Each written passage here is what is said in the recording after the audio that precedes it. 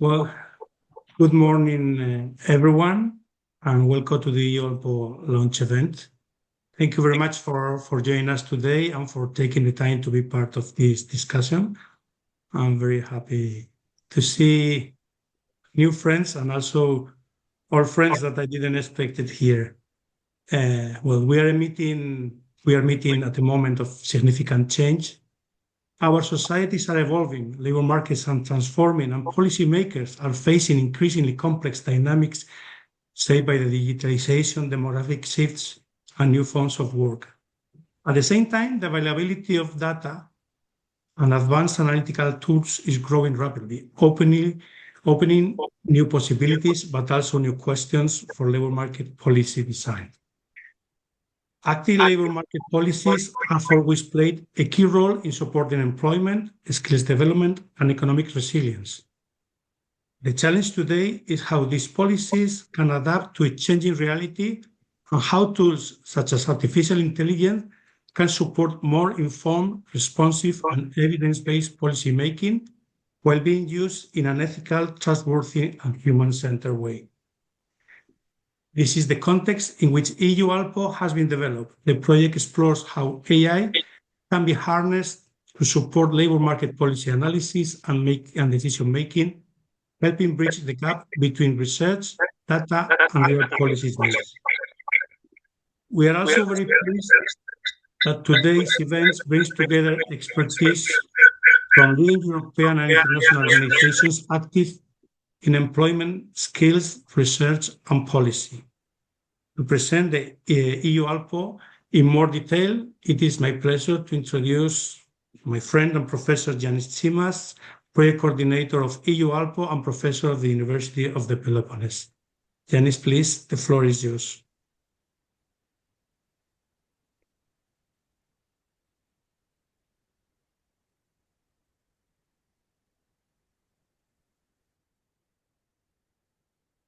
I think you're muted, Mr. Tsimas. That was not a very good start, right? So again, good morning, everyone. Good morning. With representatives from the European Commission, OECD, CEDEFOP, DG Employment, colleagues and partners. Welcome to the EU-ALMPO launch event with the title Harnessing AI in Supporting Labor Market Policy Making.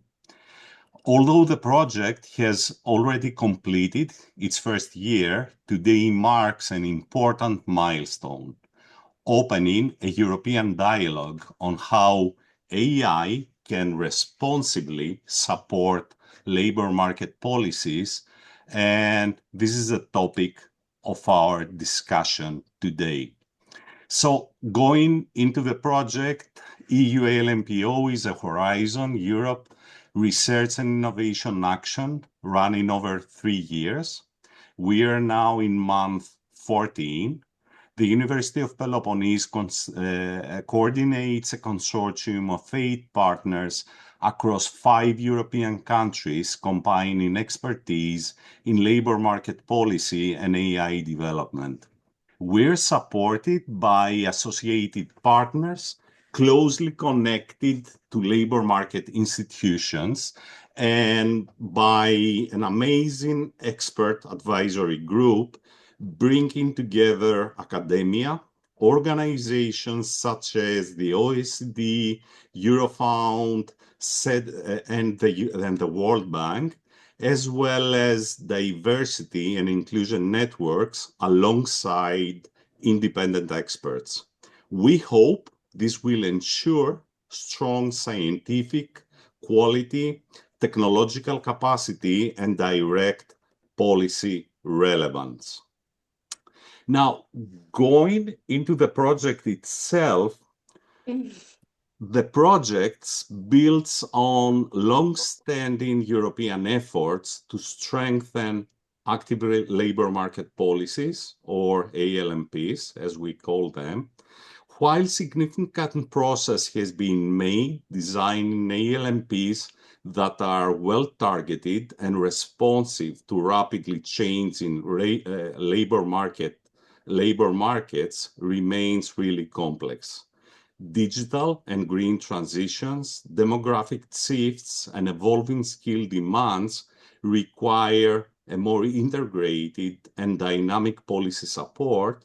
So we hope our project is designed to address that, to respond to this evolving reality throughout Europe. Today, labor market intelligence, analysis, labor market products are rich, but often very fragmented.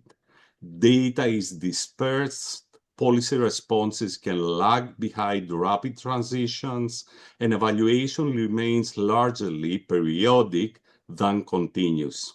Our project proposes a centralized European intelligence hub for ALMPs, supported on top by AI-enabled monitoring and real-time analysis along for support for policy design. Our goal is simple: to move from reactive observation to more proactive, evidence-based policy design. So the project is built on 4 interconnected pillars that are the basis for our strategy. We combine innovation in policy design with stronger skills alignment, supported by European intelligence infrastructure powered by advanced digital tools. And at the same time, we try to maintain a clear social focus, ensuring that labor market transitions remain inclusive and responsive to those most at risk. Together, we hope these pillars provide the foundation for more adaptive, evidence-informed labor market systems across Europe. The project addresses the full labor market ecosystems. It supports individuals, especially vulnerable groups, as well as employers, researchers, public employment services, and policymakers at European and national level. And our objective is to create value across the ecosystem, not for one actor in isolation, but for all.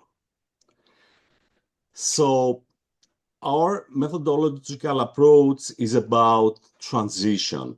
We move from reactive policy, often slow and disconnected, towards proactive, evidence-based design. We do this through a structured framework, an AI-powered platform for real-time insights, and participatory co-design with stakeholders.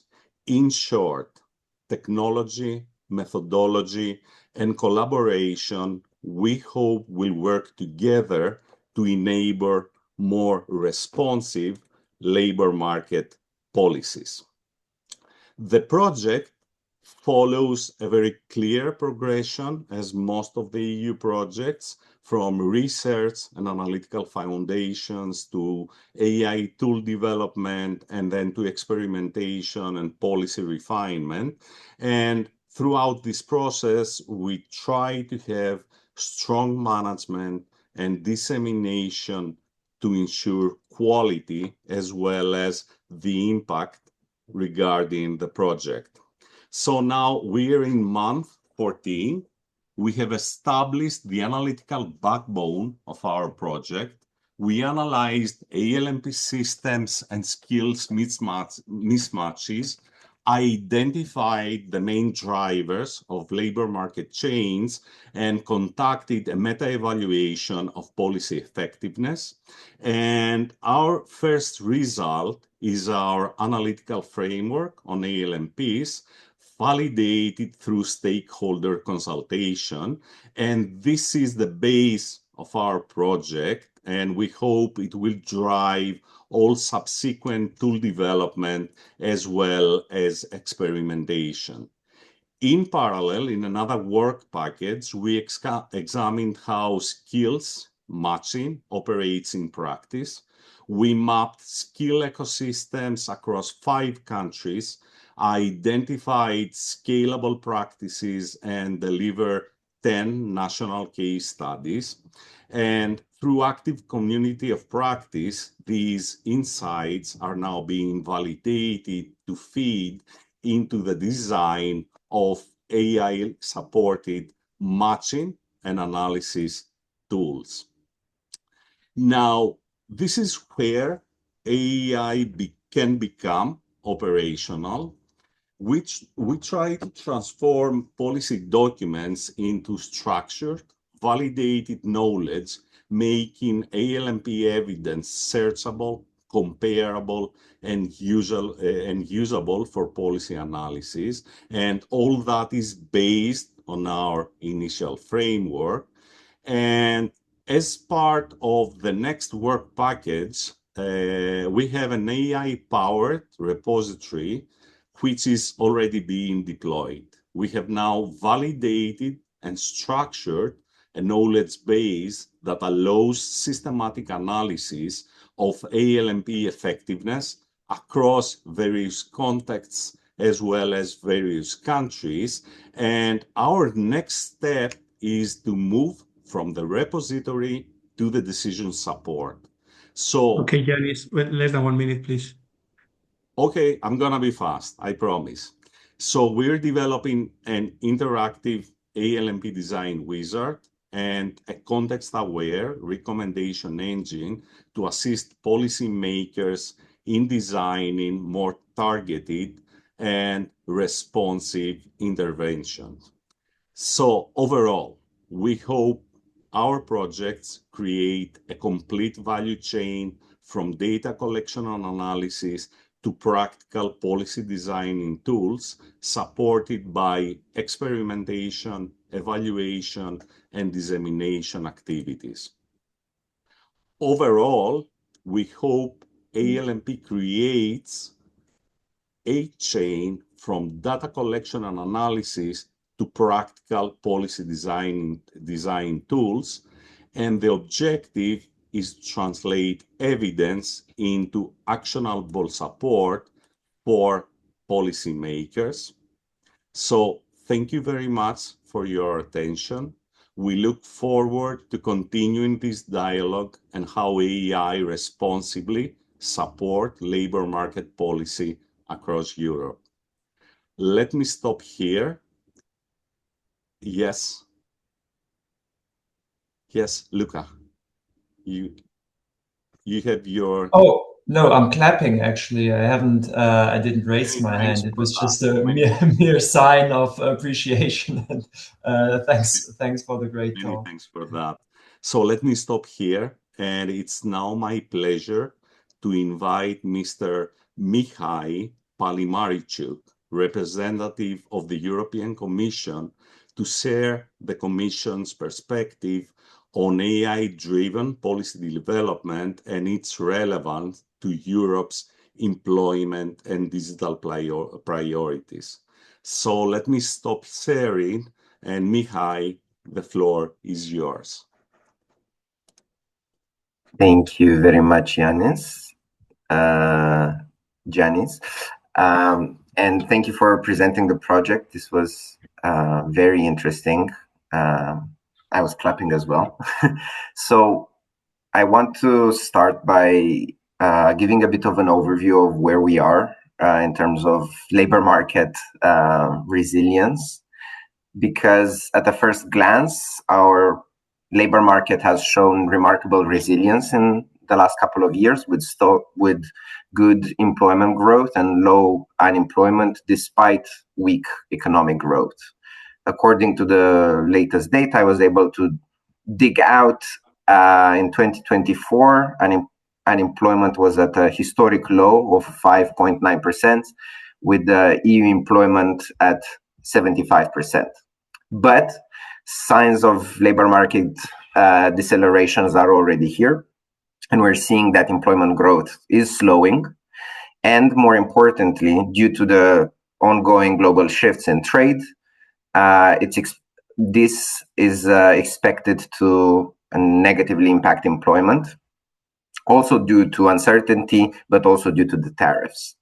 We already see job cuts due to restructuring that are increasing, particularly in capital-intensive industries, in automotives, in telecommunications, which have traditionally witnessed high productivity growth.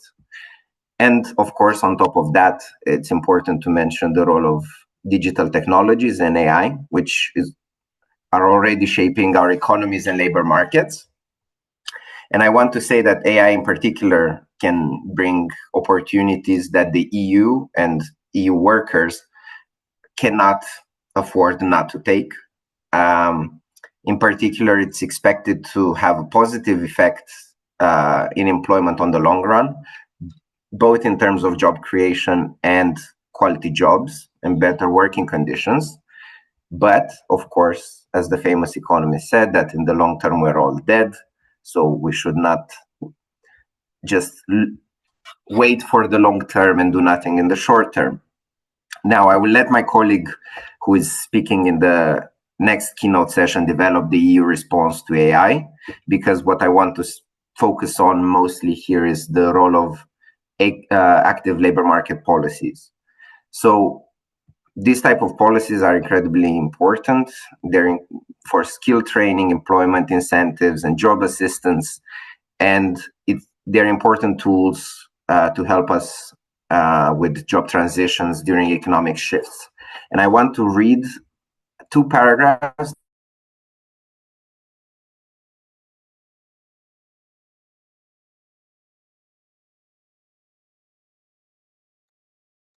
Mihai, are you there? Excuse me, Mihai. That I wrote 4 years ago when because I said active labor market will improve.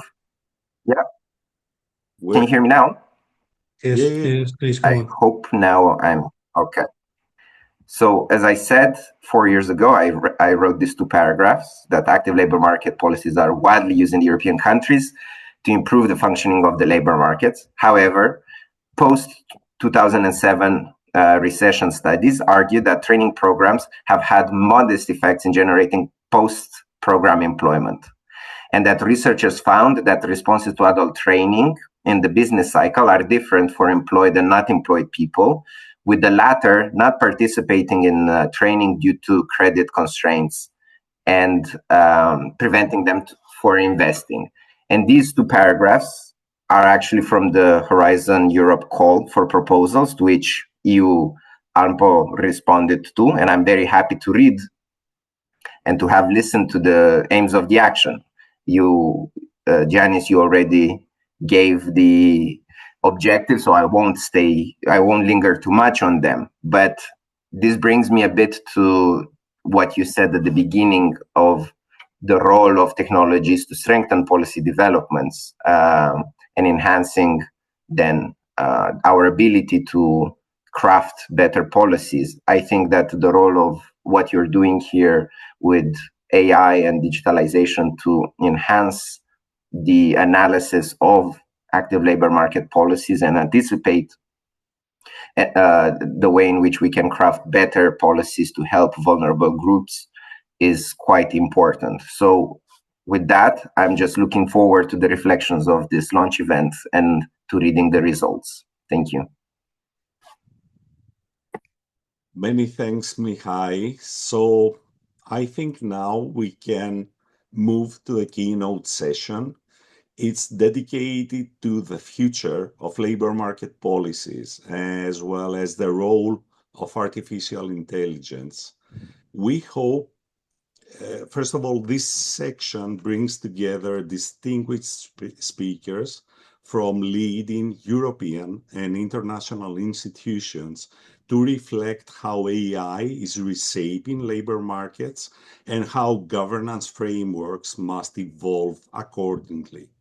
The discussion will address inclusion, skills intelligence, regulatory frameworks, and the practical implementation of AI in public policy. So it's a great honor for us to host such an exceptional panel of experts today. And it's my pleasure to invite our first keynote speaker, Dr. Stefano Scarpetta, Director for Employment, Labor and Social Affairs at the OECD. And Dr. Scarpetta will speak on navigating labor market transitions, the role of AI in shaping inclusive employment policies. And Stefano, the floor is yours. Thank you very much, Giannis. I hope you can hear me. You can see the presentation on the screen. I think, Giannis, you made an important point before. Our labor market is undergoing many transformations all at the same time. Of course, there are big demographic changes. We have to make progress on making our economy, society more sustainable. But certainly the third mega trend is the one associated with digital transformation and the latest development on artificial intelligence and in particular generative AI. I'll focus on this point, but I think the point I want to underline at the beginning is that this transformation associated with AI interacts with the other transformations, and all of them actually make it for a very sort of a evolving labor market, economy, and society. So what is different from previous generation of digital technology and artificial intelligence is that generative AI, in particular, over the past 3 years, has shown its breadth. So basically, it's a technology that economists call a general purpose technology because it can really be used in most sectors, if not all sectors, and in most of the occupation. The other interesting point about this latest development is actually the very rapid speed of penetration in our economies and society. Just one data which is interesting, in a matter of 3 years since the launch of the first ChatGPT, more than 50%, 54% of adults are using this technology. It took twice as much in the case of internet and 3 times as much in the case of a personal computer. So this technology is really widespread. It can be used in many, many different activities. It's actually progressing also very rapidly indeed. So I think whenever we talk about generative AI, let me see if I can screen it. The first point I would like to make is the one of humility. I mean, this is really evolving very rapidly.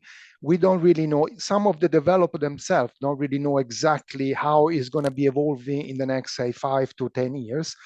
So we have to be careful because the evidence is still scattered. What we have done at OECD is actually to run a number of specific surveys to employers and to workers, asking them what was the impact of the use of artificial intelligence in the workplace. So what I show you here, for example, is the result of the latest survey. This was run in 2025 on small and medium-sized enterprise. And basically, the message that this slide conveys is that at least so far, there is no evidence that the use of artificial intelligence in the workplace substitutes for workers. So it's not that companies that are adopting this technology are reducing the workforce. You see that the vast majority of companies said that this had no impact on employment. In a few cases, there was a reduction, but in other cases, there was also an increase. So far, the approach of company, which is also confirmed from a previous survey we ran in 2022, suggests that the technology is really introduced as a sort of step and go, testing the water, see how effective it is, but without necessarily replacing workers or reducing the workforce. This is a fairly encouraging point.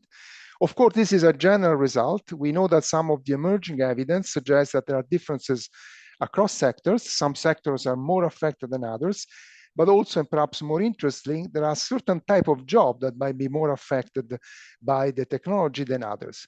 In the US, there is a growing literature, for example, of the disappearance of the entry job. So these are highly skilled type of job. Think about lawyers, journalists, graphic designers, for which actually the entry job that were given in general to young people entering the labor market are in lower demand. So there is a decline in the demand, but this is still scattered evidence so far. The other important point in my quick overview of some of the impact of artificial intelligence is that this latest development, generative AI, is also changing the demand for skills. Overall, all the companies we have interviewed, large and small, told us that one of the main barriers they had for a faster adoption of the technology was actually the lack of workers with the right skill to work side by side with the technology. But what kind of skills are in demand? You can see here for the survey on the use of algorithm management, so beyond AI. On the right-hand side, actually the use of generative AI by small and medium-sized enterprise. So some of the skills which are in high demand are not surprising. Ability to use and interpret data, digital skill, that's obvious. But the interesting point is that some of the skills in high demand are properly human skills. This is a managerial skill, conflict resolution skill, critical thinking, communication skills, even empathy. So these are properly human skills which are in high demand because some of the more cognitive digital type of tasks that the workers used to perform can today and tomorrow be performed by generative AI. And what is really needed by the worker to work side by side with the technology is more the human skills, the one that bring innovation, critical thinking, communication, innovation, and so on and so forth. And this actually is enhancing more the potential, the capabilities, not of those with a very, very high level of skills, but those with the intermediate level of skills, though they have to have some digital skill to be able to work with this technology.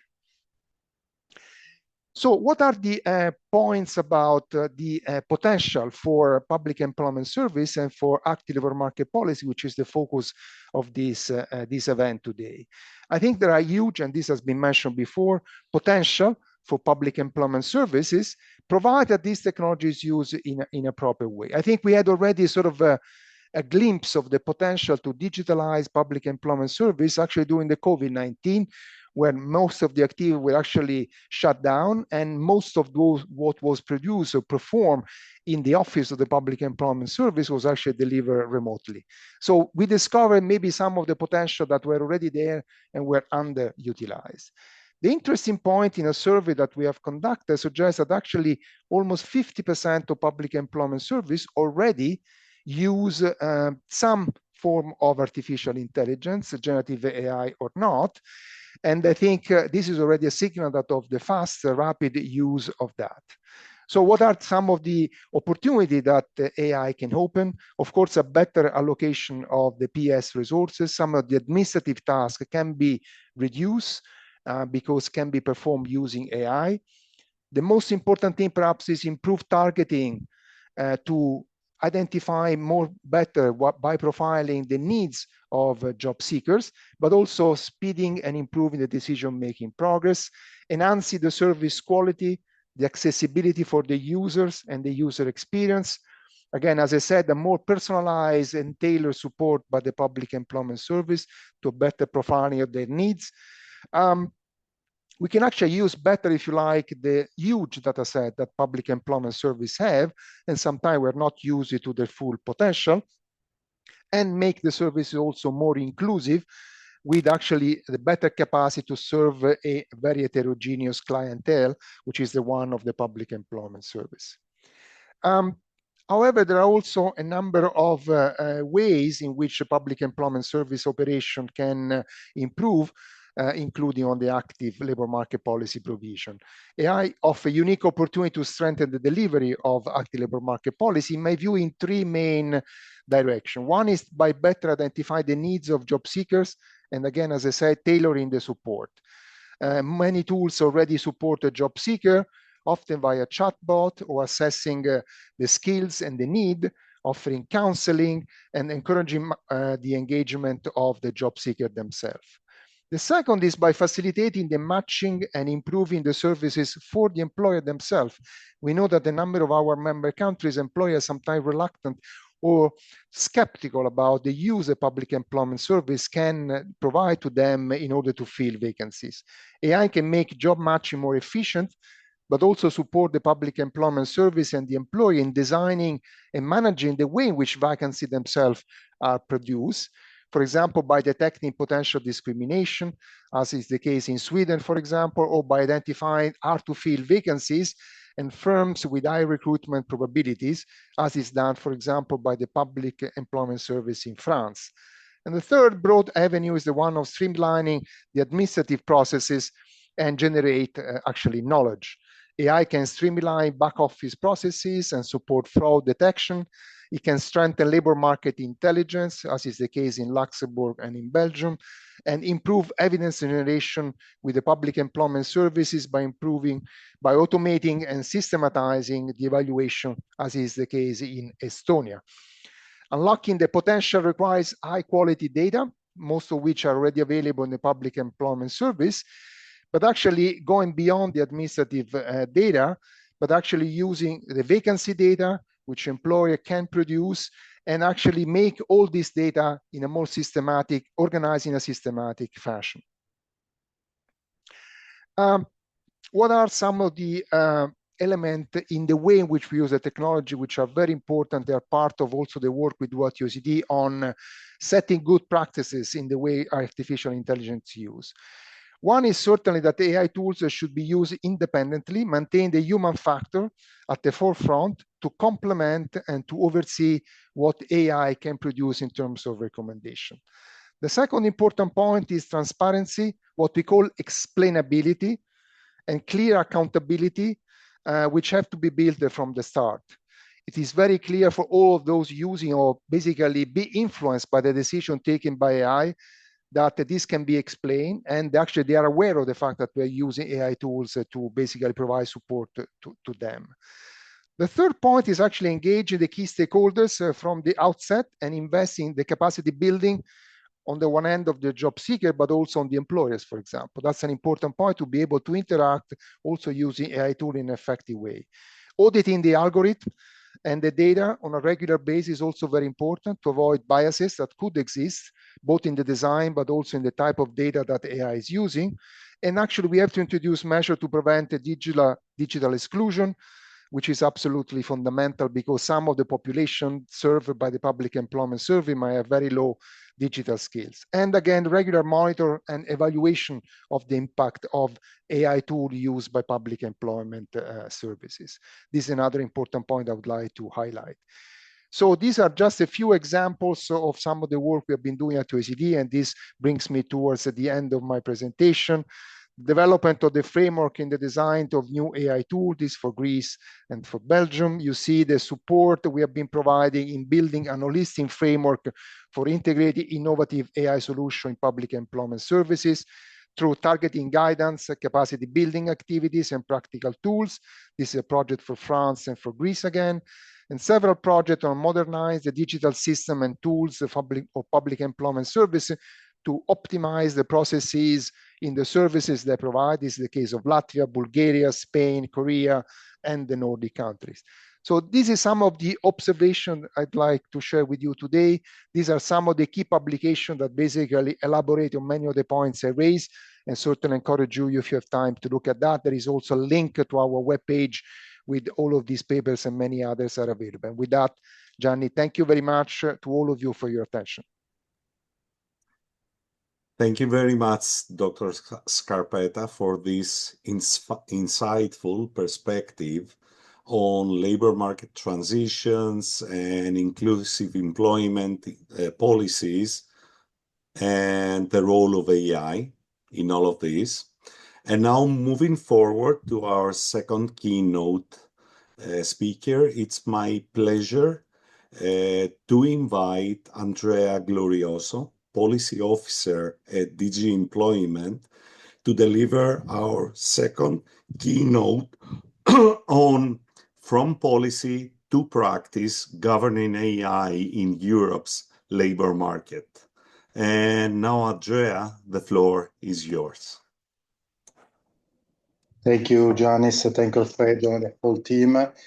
And good morning, everyone. I think the title of my intervention might be a bit ambitious, but I will try, nevertheless, to provide a few insights of what the European Commission is thinking and doing on the matters under consideration. I will not repeat what my colleague Mihai and Stefano have already said. I think it's not necessary. I mean, as people know, we cooperate very closely with the OECD.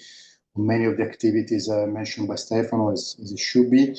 What I would like to focus on is a specific policy initiative, reflection at this stage that the Commission has recently announced and is working on, which is the Quality Jobs Roadmap. and focus zoom specifically on the parts of this policy initiative that concern, again, I would say digitalization, including artificial intelligence, and their effects, positive or negative, on labor markets. As Mihai mentioned, the situation, the economic situation in Europe is, let's be honest, challenging.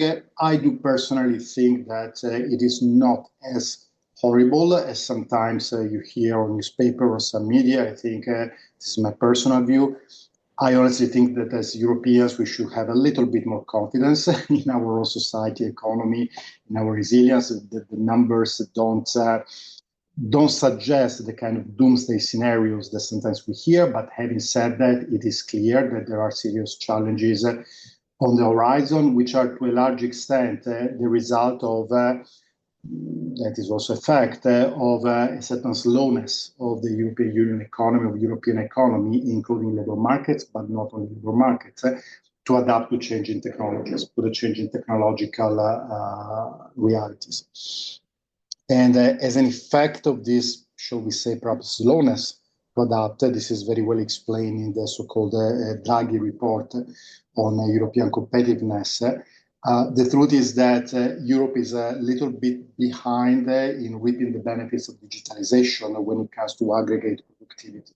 I would like to underline a point here, because this is very often, I'm sorry to say, misquoted, present company excluded, but it is very often misquoted when people talk about the Draghi report and the relationship between digitalization and competitive productivity, and therefore competitiveness.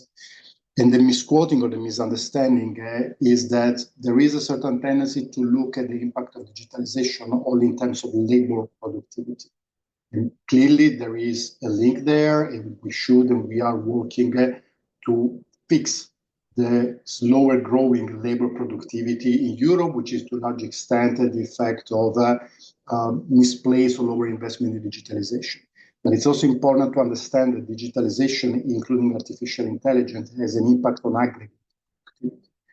And the impact on aggregate productivity is the result of the impact on labor productivity, but also on the other elements of productivity, including capital productivity and or technology and innovation productivity, depending on how you want to call it. Why I'm saying this is because as we are doing on how we can make European labor markets more efficient, more capable of producing quality jobs, which is the goal that we all want to achieve, more ready to deal with the changing reality of international competitiveness. These are not anymore the 80s and the 90s. We have to work a century. We need to face it and we need to adapt.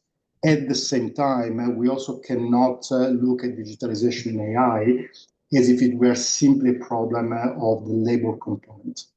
Which more often than not translates into, if I can make it very simple, into telling workers, you need to adapt. Now, workers need to adapt, and there are many ways in which they should be doing it, and there are ways in which we, as a public authority, in cooperation with member states, in cooperation with public employment services, not a full list of the entities that are responsible for helping workers adapt, but we should also be very clear that it cannot be only workers that have to adapt. Perhaps there should be space also for adaptation by employers, by companies. There should be adaptation by investors. There might be adaptation in the regulatory framework. Now, all of these are still questions, open questions, which are part of a consultation of European social partners, both on the employer and on the labor side, that we are conducting as part of the Quality Jobs Roadmap, which is meant to, by the end of 2026, to produce what we call at the moment the Quality Jobs Act, which was announced by the President of the European Commission, Ursula von der Leyen, in September of last year. So I'm not sharing a secret. There is an intention of the Commission to propose a Quality Jobs Act. The contents of those acts, that is still a matter of discussion, of active discussion, I should say. Part of the discussion, and this is what I would like to zoom in, is what concerns the modernization of labor markets, and within the modernization of labor markets, the role that digitalization, automation, and artificial intelligence should play.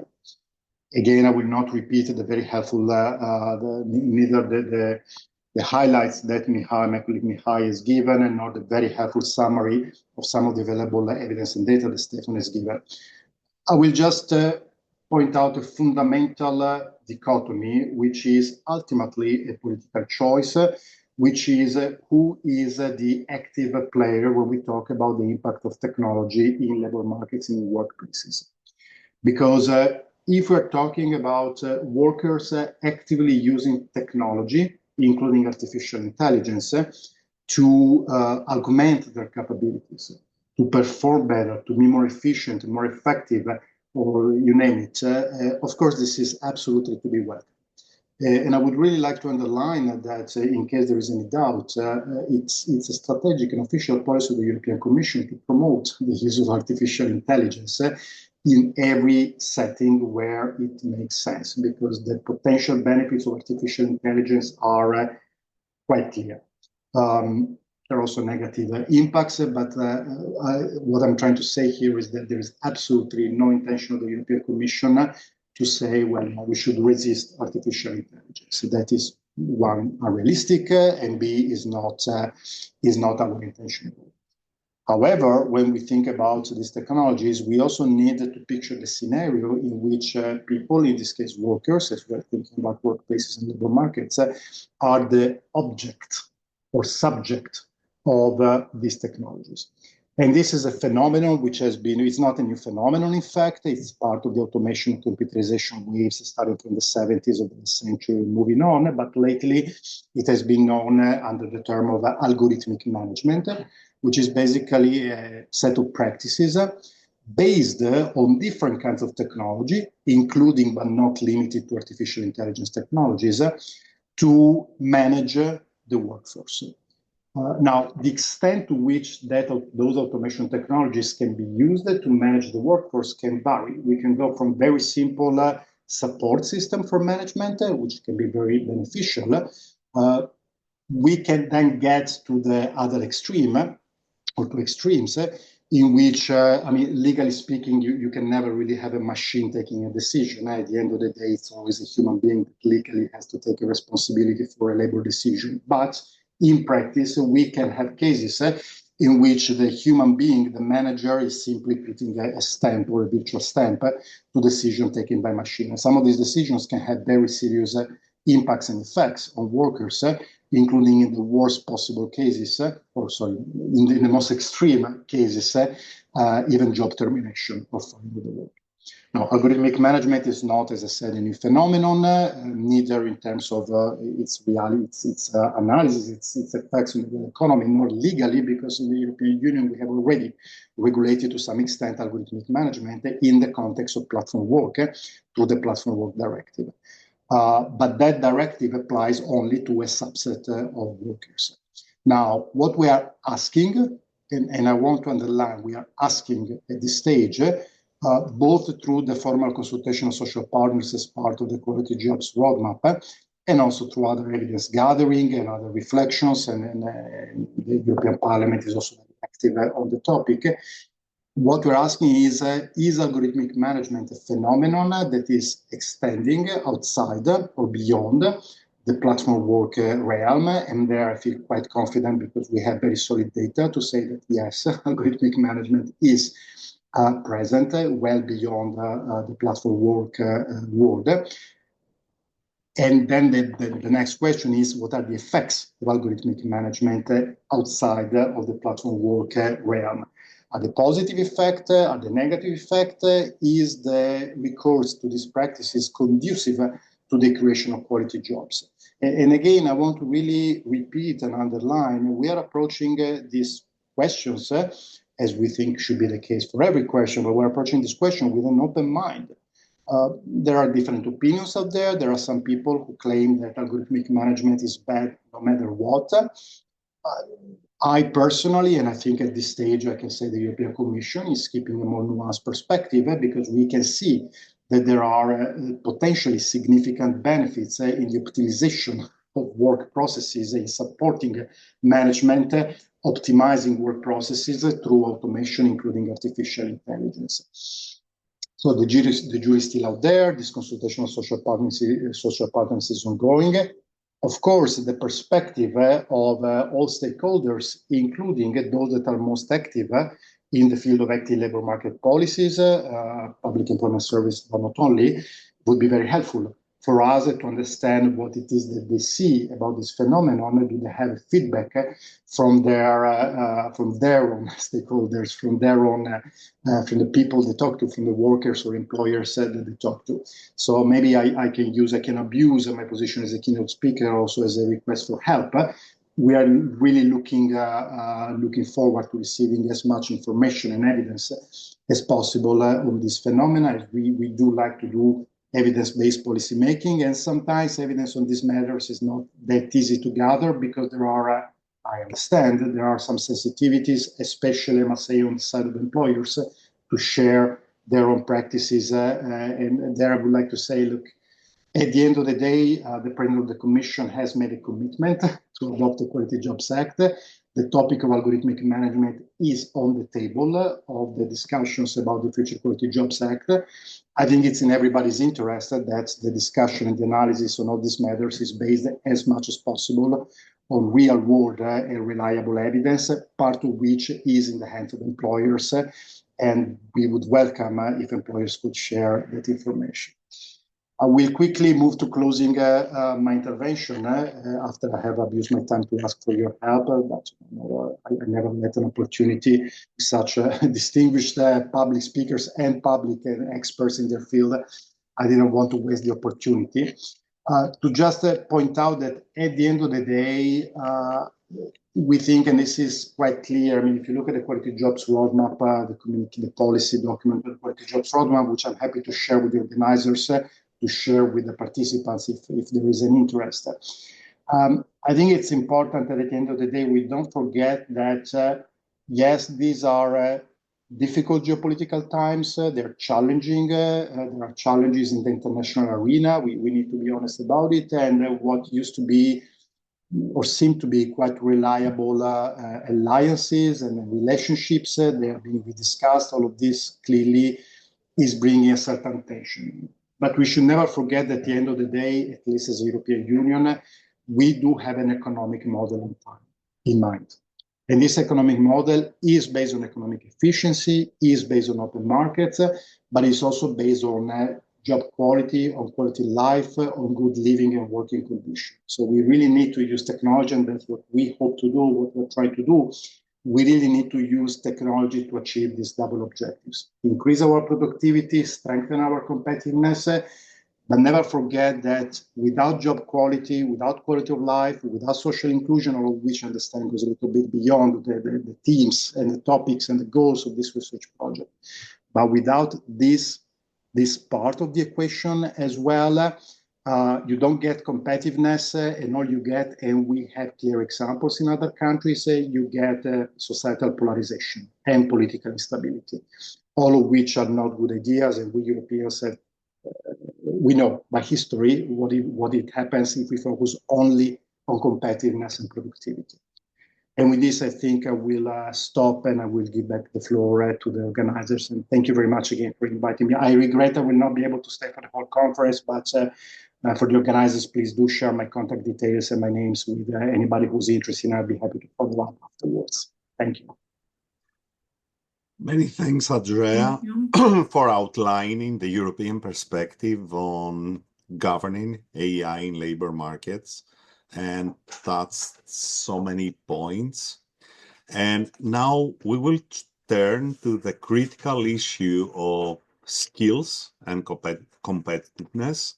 And it's my pleasure to invite Dr. Konstantinos Pouliakas, expert in skills intelligence at CEDEFOP, to share his insights on AI skill gaps in the EU labor market, a competitiveness roadblock.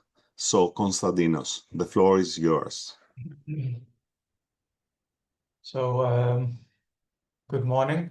Thank you very much for the invitation. And on behalf of CEDEFOP, we wish the EU-ALMPO network all the best in its endeavors. And we cannot reiterate how important redesigning and focusing and rethinking how to implement active labor market policies is in today's contemporary and dynamic labor market. Can I just check that you can see my presentation? Yes, we can see it clearly. Okay. So what I would like to do today is to outline and guide you through the evidence, the skills intelligence evidence that CEDEFOP, the European Centre for the Development of Vocational Training, has collected recently on the issue of AI and how AI is affecting European labor markets. My name is Konstantinos Pouliakas, and I work at the Department for VET and Skills at CEDEFOP, and I've been very much following and coordinating the work that CEDEFOP has been undertaking on the field of skills intelligence. And some of you may know that over the past 15 to 20 years, CEDEFOP in essence has been investing a lot in trying to strengthen the skills intelligence infrastructure of the European Union, starting as far back as 2005, when we were actually together with main European stakeholders and universities and researchers trying to set up what is known as the European Skills Forecasting Model, Europe's main, most comprehensive, robust macroeconomic model for trying to project employment trends into the future, with all of its benefits, positives, but also negative aspects. But to complement that forecasting analysis, over the years, we have developed a whole array of supplementary skills intelligence tools, giving a lot of emphasis on carrying out the so-called European Skills and Job Surveys periodically every 6 or 7 years, trying to get information on skill needs and skill mismatches of adult workers, and also in particular developing what became the EU's main AI-driven skills intelligence tool to try to understand and extract from the online job advertisements of employers, millions of employers in Europe, try to understand what are the type of skills and jobs that they are demanding in European labor markets.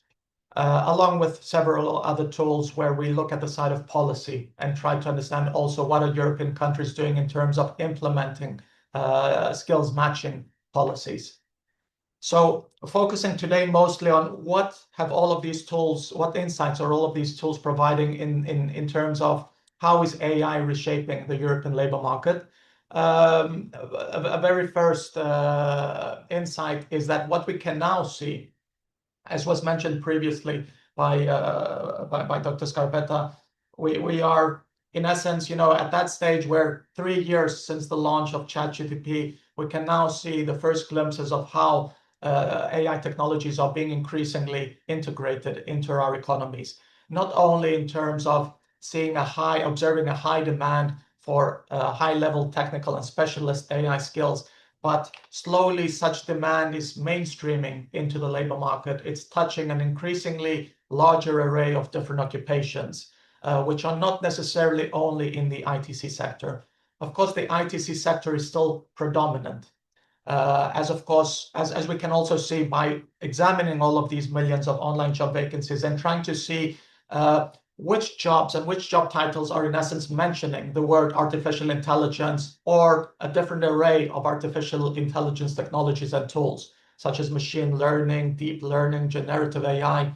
And you can see that even though the bulk of occupations that are still being, in essence, core occupations demanding AI skills, they are in the ICT sectors, system analysts, software application developers, website developers. You can also see that increasingly there are new type of occupations in which the term AI is being increasingly mentioned. And these occupations are mostly concerned with how organizations, European businesses, can best utilize AI to redesign, in essence, their production processes, to optimize the way in which different AI technologies can be used and reformulate their business processes, such as, for instance, mechanical engineers, product managers, electrical engineers. But also, of course, generative AI is now having a huge impact on occupations in the creative sector, in the creative industries, affecting people working in broadcasting, affecting authors, journalists, advertising professionals, very much so. So in our work, we have tried to also understand, firstly, what are the traits of this so-called AI workforce, AI technical workforce, the workforce which is in essence bestowed with the responsibility to develop AI, to maintain AI algorithms in general, but also specifically, as I mentioned previously, for European businesses. And a very interesting insight that we have gained from our analysis is that we are now seeing that this so-called AI technical workforce has some distinctive characteristics. It's no longer it no longer has characteristics which are very much synonymous to what we knew as a traditional ICT professional. It's a profession where, in essence, we are seeing people coming in also from lower levels of the educational stream. So people also who are graduates of an upper secondary, for instance, highest educational attainment level, not only tertiary education. We see increasingly people coming from diverse fields of study. So for example, from mathematics, statistics, economics, business, not only graduates of computer sciences. And what we can also see is that these more people who are specializing in the use of AI and in programming AI algorithms are also increasingly employed in a more diverse array of different industries and jobs. So for instance, not only concentrating in the ICT sector and manufacturing as were traditional ICT programmers, AI programmers are now, for instance, also working more so in the wholesale and retail trade, in human health and social work activities, and also in education. A key characteristic is that they are more likely to be undertaking more complex jobs, as we call them. So for instance, in our surveys, we try to analyze what are the skill needs required in people's jobs. And we can see that the specialist AI workforce is now demanding increasingly more complex and diverse, diverse skill set. So for instance, exhibiting a higher level of problem solving, creativity, but also, as was mentioned before, a high level of socio-emotional skills in their jobs, as compared to traditional ICT programmers, but also other tertiary educational graduates. But moving on now, not only to that part of the workforce which we call the specialist, the technical AI workforce, let's move on to the wider workforce, all adult workers, who are now increasingly being exposed to AI tools and technologies. And we are now at a stage where more and more of us are using such tools as part of their everyday job tasks. We carried out a survey last year in 2024 of around 5,200 EU workers from 11 EU countries. And what we found was that we are now at a stage where around 1 in 3 EU adult workers are using AI tools and technologies as part of their everyday work. Concerning phenomena, however, had to do with both the geographical distribution of this AI use. So for instance, we can see that some EU countries are leading the race, for instance, Luxembourg, Belgium, Germany, France, whereas other EU countries such as Poland, Greece, and Spain are falling behind. And it's not only an issue of difference in levels, but also in terms of the speed of continuous adoption of such AI technologies. We can see that instead of having convergence between EU member states, there is a risk of further divergence. And this inequality of access or use of AI technologies is quite evident also in terms of the different industries in which we can see a higher concentration of AI exposure. So for instance, it's typically more higher skilled professional industries and occupations which are using AI tools and technologies more often. But also we can see that the AI use is more prevalent in larger sized establishments, among higher educated people, among males. So there is also a danger of a continued or even accentuating gender divide, which we already knew existed in terms of STEM, but now with AI, there may even be an increasing gender gap. And what is interesting is the fact that we can also see that it's younger people who are more likely to be using AI tools as part of their job, which comes slightly into contradiction with, you may know the evidence from the United States showing that, in essence, employment of younger graduates seems to have been affected the most by the use of AI technologies. And there is all of this discussion about how new jobs, entry-level jobs, are the ones in which are being automated increasingly by AI. But we need to also bear in mind that it's in essence the younger generation who are more knowledgeable in the use of such tools and techniques compared to the older generation. But what implications is all of this AI exposure having in terms of people's jobs, in particular in terms of their job tasks? There are many people who are arguing that AI is likely to automate a large part of people's jobs, but also the counter argument that AI is a valuable tool which is enabling people to divert their attention away from the routine and boring tasks towards other tasks, more creative, more interesting, more innovative tasks. Our European Skills and Job Survey evidence and the AI Skills Survey that we carried out last year very much reiterates the point that technological progress and the AI transition is not a zero-sum game. It's not either the one or the other. You do have a part of the workforce, as much as 30%, who said that because of their use of AI tools and technologies, they now no longer do some of the tasks that they were previously doing. But 41% also said that they're now doing some new or different tasks. 67% said that they're now doing their tasks faster than before. So it is evident that AI is entailing a lot of productivity gains and efficiencies, particularly in terms of speed, particularly in terms of restructuring and redesigning the way in which people are doing their work. But there is a question mark on whether or not it's really improving the quality of the job.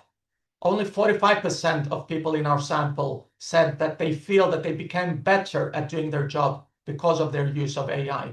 So this very much highlights the productivity challenge, namely that it's not enough to just use an AI tool. There is a lot of mileage that needs to be carried out in terms of how the organization is implementing such a technology, how managers are working together with workers in espousing the use of such technology, embracing the use of such technologies as part of their work, and in particular, how individuals themselves overcome any reskilling and upskilling needs that are being required.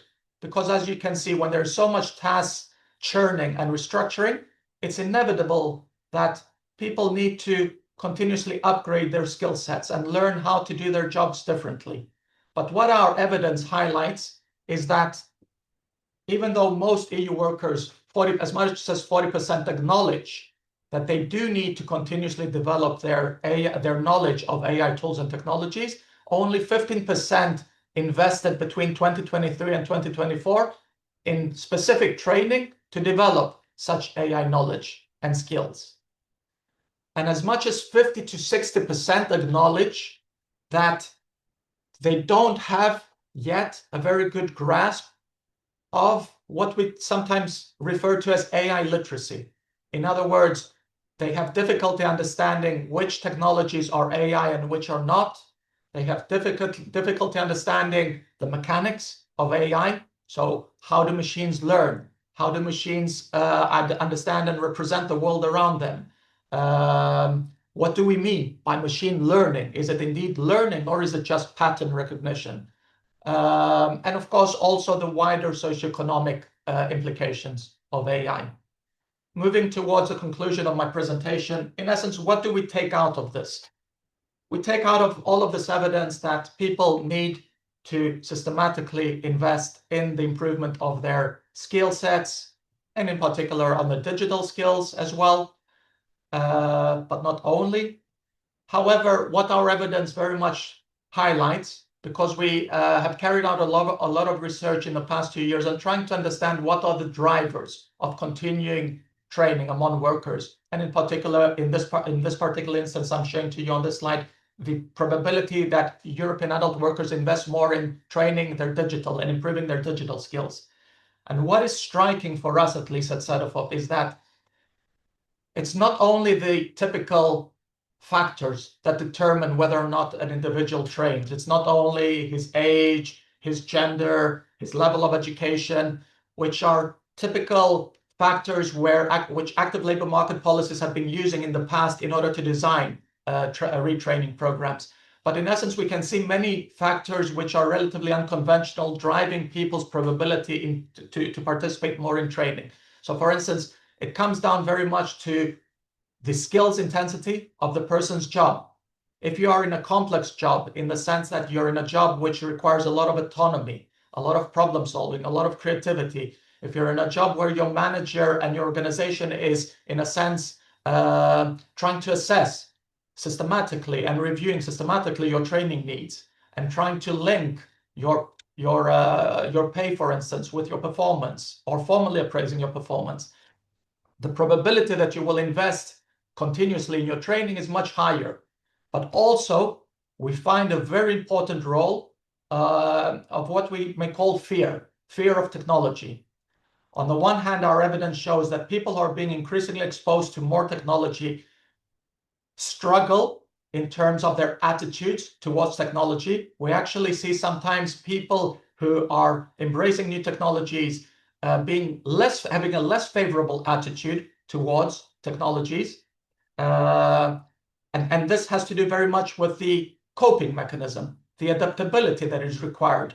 People are put under stress sometimes when they're being asked to use new digital technologies as part of their work, especially when they feel unprepared, especially when they are not consulted adequately. So participating in more training is actually very much linked to people's fear of how such technologies are going to be integrated efficiently into their organization and how it's going to affect their job.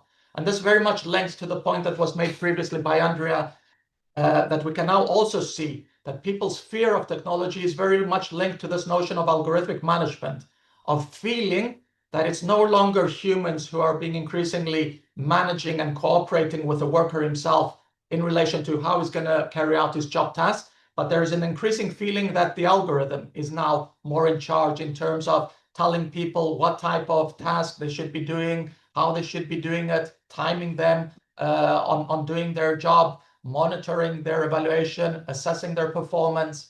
And in general, in our survey, as much as 46% of workers believe that in the next 5 years, they are going to be monitored more at their job by AI. So I will conclude here for the sake of time by just making a general observation that we are now at the stage, together with the launch of the Union of Skills, the main European Union communication, EC communication that came out last year on skills. We are at that stage where, in essence, Europe is now trying to make a big leap away from, let's say, the first stage of skills intelligence and collecting skills intelligence towards that stage where we now are trying to go with the European Skills Observatory to build an infrastructure where the European Union and national governments can have much more timely feedback, more robust evidence being provided to them, and of course, trying to include European stakeholders as much as possible in the whole governance infrastructure of skills intelligence. This will enable us to, in essence, try to keep track of the rapid developments in terms of how AI is going to be affecting our labor markets in the future. Because let's be honest, the evidence that I showed to you just now was the evidence that prevailed between 2023, 2024, and just in the space of 1 year, many things may have already changed. Thank you very much for your attention. Thank you very, very much, Konstantinos, for highlighting the skills dimension and its implication for Europe's competitiveness. For our final keynote, we turn to the technological frontier and the role of open source AI in service public good. So it's my pleasure to invite Dr. Eleana Kafeza, lead researcher at the Technology Innovation Institute, to speak on open source AI for public good, lessons from Falcon large language model for labor market application. And Eleana, the floor is yours. Thank you, Yanis. Just let me share my screen. Can you see my screen? Okay, wait, give me a moment. So I'm setting my screen. Okay, can you see my screen now? No? Zoom window. Okay, let me say this one. So Yes, now. now good. Let's go. So thank you for the invitation and thank you for having me with you today. My name is Eliana Cafeza and I'm working on the Technology and Innovation Institute. Before I start, let me just give a short descriptions of TII. TII is the research arm of the Advanced Technology Research Council, which is based in Abu Dhabi in the United Arab Emirates, and together with Aspire and Venture One, they are responsible for supporting the UAE research and technology. So this is just a small descriptions of our leadership team and our programs and our KPIs. So what I am going to talk and discuss today is about our LLM Falcon series, and I will just give an overview of what we are doing here at the Artificial Intelligence and Digital Science Research Center. So what you can see here is our last models that have been developed in the last 2 or 3 years. As you can see, there is a lot of competition and a lot of innovation that is happening in the field of the LLMs. You can see, for example, that we have Falcon 3, and that demonstrates a tendency to have models that are smaller, that then can be run in the laptop.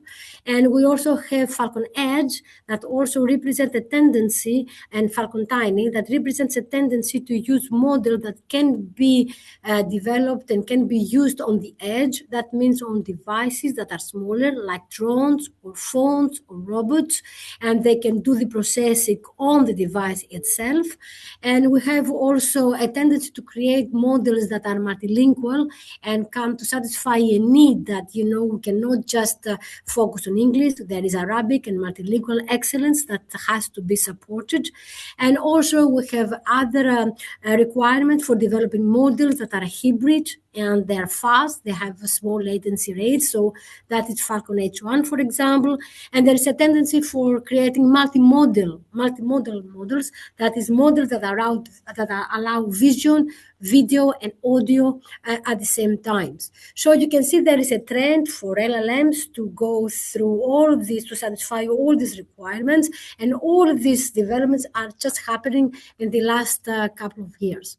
So going back on what LLMs can do for public employment services and labor policy design, I will just build on top of the discussion of the previous speakers. So yes, we have explainable AI, and how is this actually developed? Through the reasoning models. And explainable AI, what it can do, it can give you the sequence of steps that was used in order to reach to that decisions or to reach to that conclusions.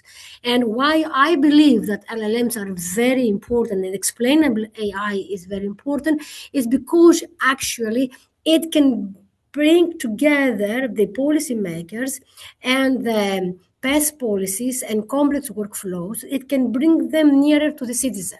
So this kind of LLMs were used with explainable AI. They can explain to the citizen the sequence of steps. A chatbot can also be added to explain and guide the citizens into complex workflows.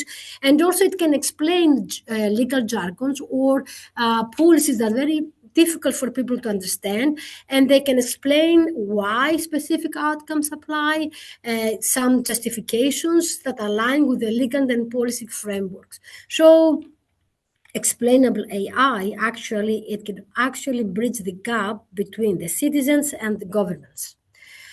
Of course, as already mentioned, there is a huge contribution from LLMs in administrative automation and case management support.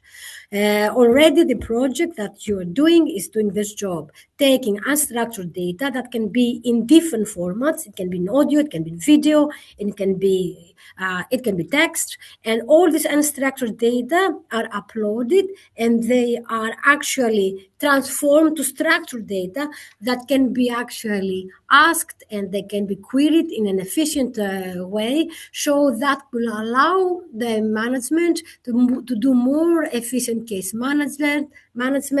It can also support monitoring. It can do evaluation activity and evidence-based labor policy design.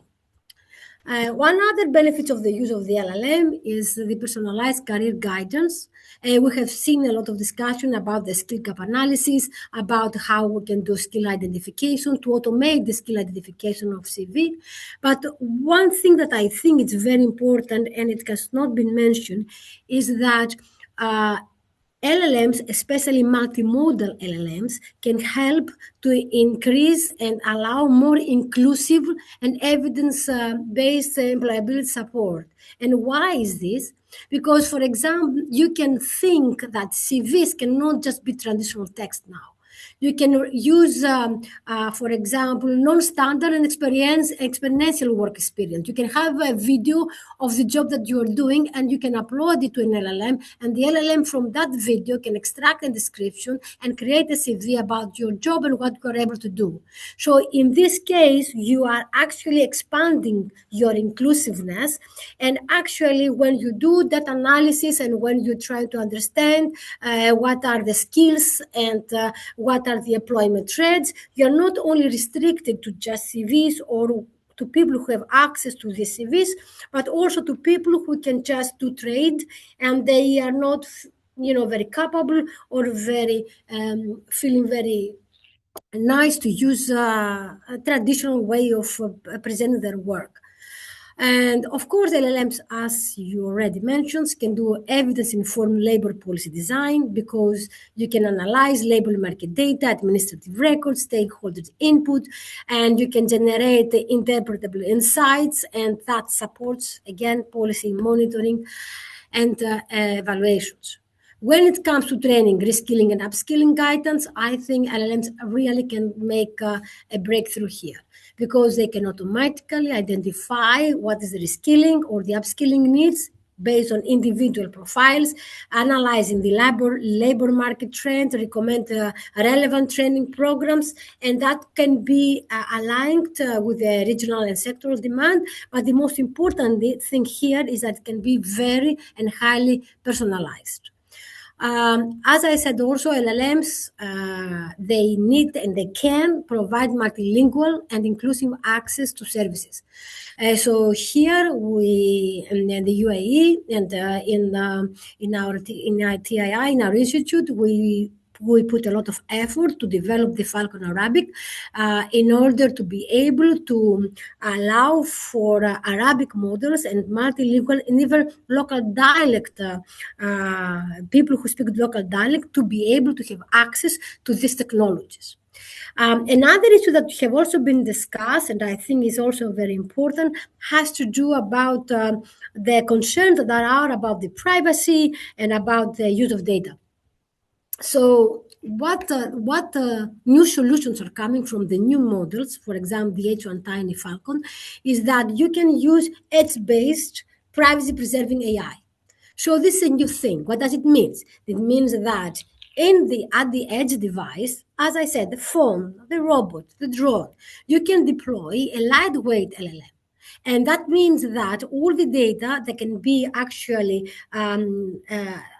processed at the device itself, and all the statistical analysis can be done there. And the only thing that you need to communicate through the cloud is just the statistical results without exposing any of the privacy or any of the personal or sensitive information that was used. So that it allows for regional employment statistic, for secure input from the stakeholders. So the personal data are there, and all of the threads are extracted and communicated through the cloud.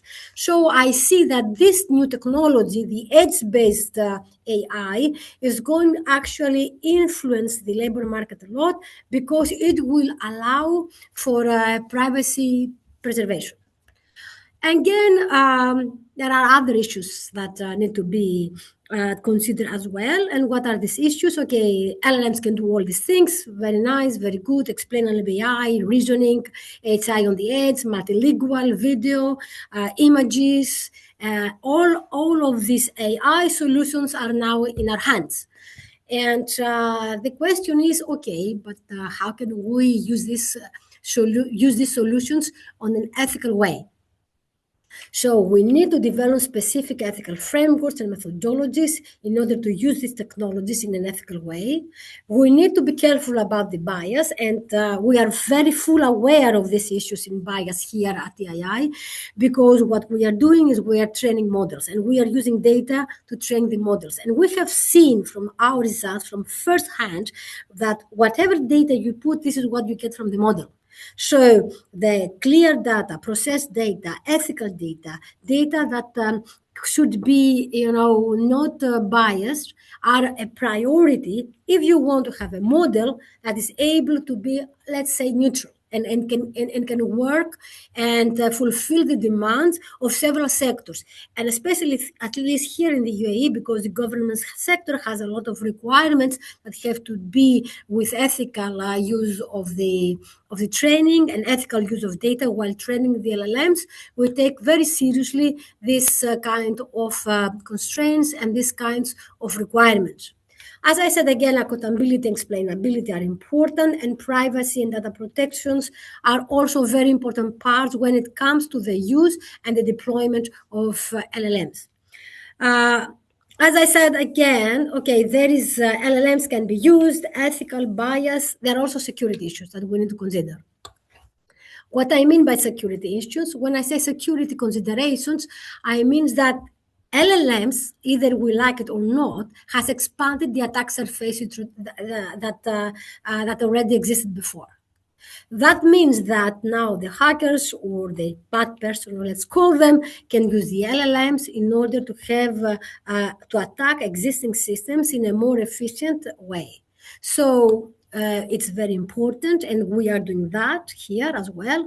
It's very important to put tools in place that are going, first of all, safeguard the data and safeguard the systems that we deploy so that they can be secured from this kind of attacks. And also we need to secure the LLMs, especially now that we're using agentic AI. So agentic AI uses a combination of LLMs and tools, which means that when you ask a question or a prompt in LLM, it can also go and invoke a tool, use your credit card, and do an action for you, retrieve your data maybe from an organization and use them. So this kind of agentic AI has also to be safeguarded with the right permissions and the right tools in place, so that the trustworthy and safety can be there, and that will allow the government and the employers and the other stakeholders to use LLMs without being worried or afraid of what is happening and what are the problems that this kind of solutions can add. I want to add and conclude putting some technical solutions.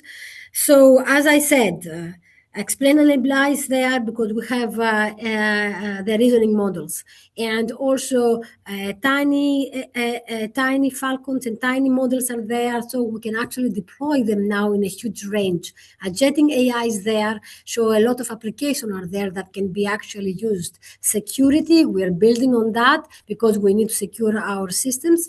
And when it comes to ethics, that is also a very controversial discussion about what is ethics, and ethics in this country mean different things from ethics in that country. So what can be done when it comes to ethics is actually you can incorporate specific ethical guidelines and value-based reasoning directly during the pre-training or the fine-tuning phases. That means that open source model, like for example Falcon 3, can be used and they can be fine-tuned with data sets that have been created that actually represent the specific ethic needs and the specific ethic requirements of your specific region, area, or even organization. So RAG systems can also be used, as you are doing in the project, that can help ethical, legal, and regulatory boundaries. Domain and regulation-specific tailoring, fine-tuning can happen, so that your model can be fine-tuned to the specific requirements of the domain that you are using.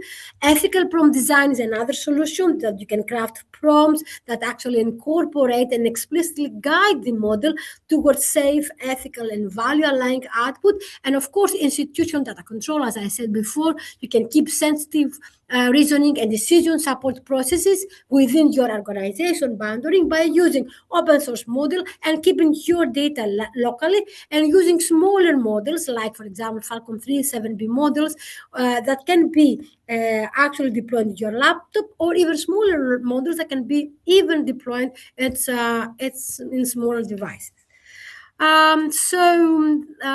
That was my presentation, and this is the insights that I would like to share from the perspective of an LLM. Thank you very much, Eliana, and many thanks to all our keynote speakers for these rich and forward-looking contributions.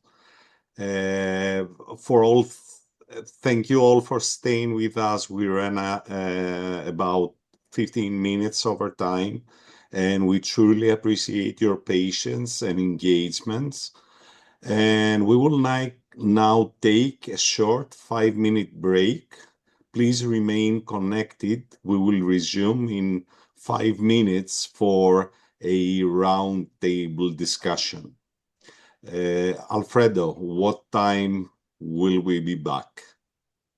Yeah, 11:37. 11:37. 5 minutes, okay? Take a break and relax. We'll be waiting for you. And we will be back. Many thanks. Okay, welcome back, all of you. Please, the QR code that you have here in the screen is to complete the quality survey. Okay, please, it's a very short quality survey. Be sure that you complete. If you cannot get the code now, it doesn't matter, because we will also submit it to you after the meeting. But for us, your feedback is very important. Okay, so after this short meeting, we will now follow with the roundtable discussion. Okay. Is coordinated and moderated by Professor Lukas Cinkiewicz. Lukas, please, the floor is yours. Thank you so much, Alfredo. Thanks for this introduction. I will shortly introduce the roundtable with a few slides. So if you allow me to share my screen first. Is it visible? Okay, so Yes, we have the roundtable discussion focused on the collaboration between policy, research, and practice now. The idea behind the roundtable as we designed the launch event was that we want to explore actually the key issues behind EU-ALMPO. We want to gather experts, and we managed to have found really distinguished speakers, of which I will introduce in a moment. For a kind of strategic forward-looking exchange on how these actually AI tools can support the labor market policy making in the ways that we already discussed today, that are evidence-based and policy relevant, transparent, but also ethically grounded. And I think this is very timely discussion now, because we, I believe, are facing serious opportunities, but also serious challenges in that. So what we want to ask our participants, but also to some extent, of course, all of the participants of today's event, is to analyze how we can really get strategic insights from what we are doing. So if we can identify some important AI use cases addressing risks and those challenges and strengthen the dialogue, it would be a really good accomplishment for today's debate.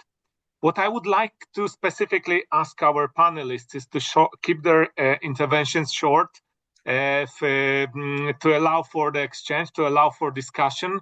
And also we will have the opportunity at the end of this discussion for some audience question and answer. So please note your questions. It would be very much appreciated. You can address them to any of our panelists, but also to the general public.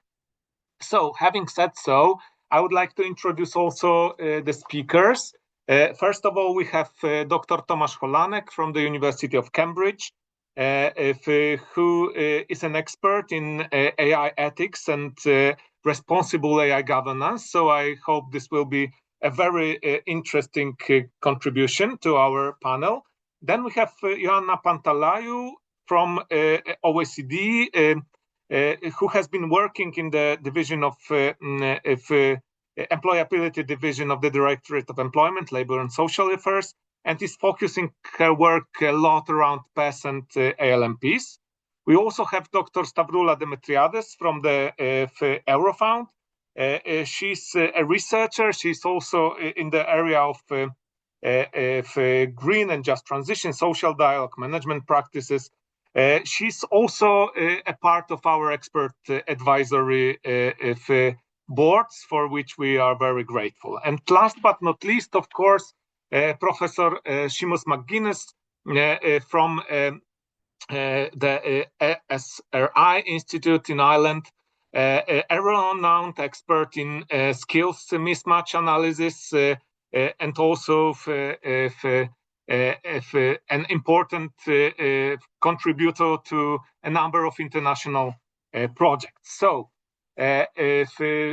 I'm sure I have checked that all of the participants of the chat panel are with us. So let us start with the first round of questions directed to the participants to set the scene a little bit. To set the scene, I would like to ask you questions regarding where we actually stand now. We have heard quite a lot of interesting contributions, but you also know other work, of course, also of your own work. So I would like to ask first, where, in fact, from your perspective, where do you see the most promising current uses of AI and advanced analytics in labor market policy? Where are we now, actually? And in terms of the ALMP policy cycle, in terms of design, targeting, implementation, monitoring, evaluation, where AI is already making a difference, so or could do so realistically in the near future. I'm opening the floor to the panelists first, of course. So who would like to start? I don't want to point any fingers here. Yes, Ioanna, you would like to take the floor? Yes, I can start if you want. Sure. Yeah, so first of all, thank you very much for having me here, and it's very interesting to hear all the discussions, the previous discussions, and also hear from other colleagues in this roundtable. So regarding your questions of how do I see the most promising uses of AI currently, I would say that it's about enhancing labor market matching. And when I am referring to matching, I'm not referring to the matching algorithm itself, but rather the entire ecosystem of the AI functionalities around matching. And within this framework, AI can help all actors in this ecosystem, as we've heard previously. So job seekers, workers, employers, of course, pest counselors, social workers, policy makers, and others. And within this entire matching ecosystem, AI can be used in multiple ways So just to give a few examples, help with the design of vacancy postings, of course, vacancy management, including detecting fraud or illegal postings, as we heard previously, suggesting more inclusive language, suggesting improvements based on similar vacancies, or linking postings with other requirements, like skills, for example, from existing frameworks like ESCO. From the job seeker side, AI can help people understand their own strengths and limitations, help them with their job search strategies, provide suggestions, not only about entry jobs, but also career progression pathways, education, active labor market policies, including training. And of course, in this system, counselors can benefit as well. It's not about replacing them, of course, but rather equip them with better tools to be able to do their job better. So instead of spending time gathering information, they can focus on what it truly matters. And this is supporting people.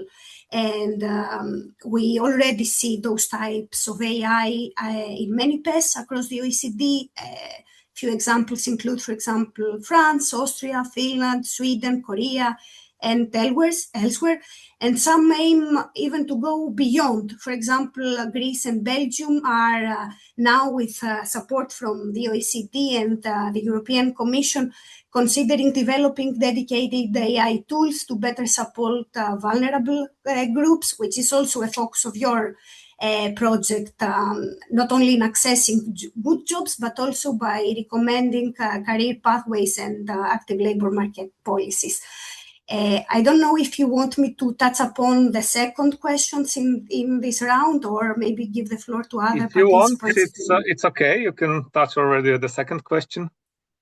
Yes, I can do that briefly. So as you said, AI is already being implemented in most stages of the ALMP policy cycle, and it's already making a difference. We've heard, for example, previously from Stefano, our director, that half of the OECD PES are already using AI to enhance their services, and the number is, of course, still growing. Our team at the OECD recently conducted a survey, and the results are published in a report on how PES use AI to enhance their services and activities.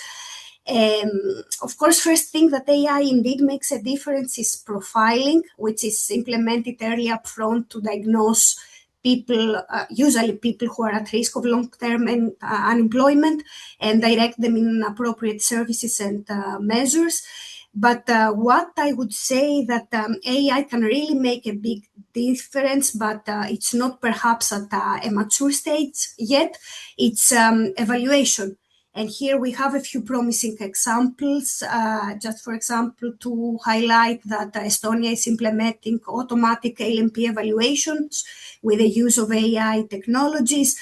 Other countries have also started to evaluate the effectiveness and impact of the digital solutions themselves, which is also very important. So, for example, Spain recently evaluated a digital counseling tool with support from the OECD and the European Commission.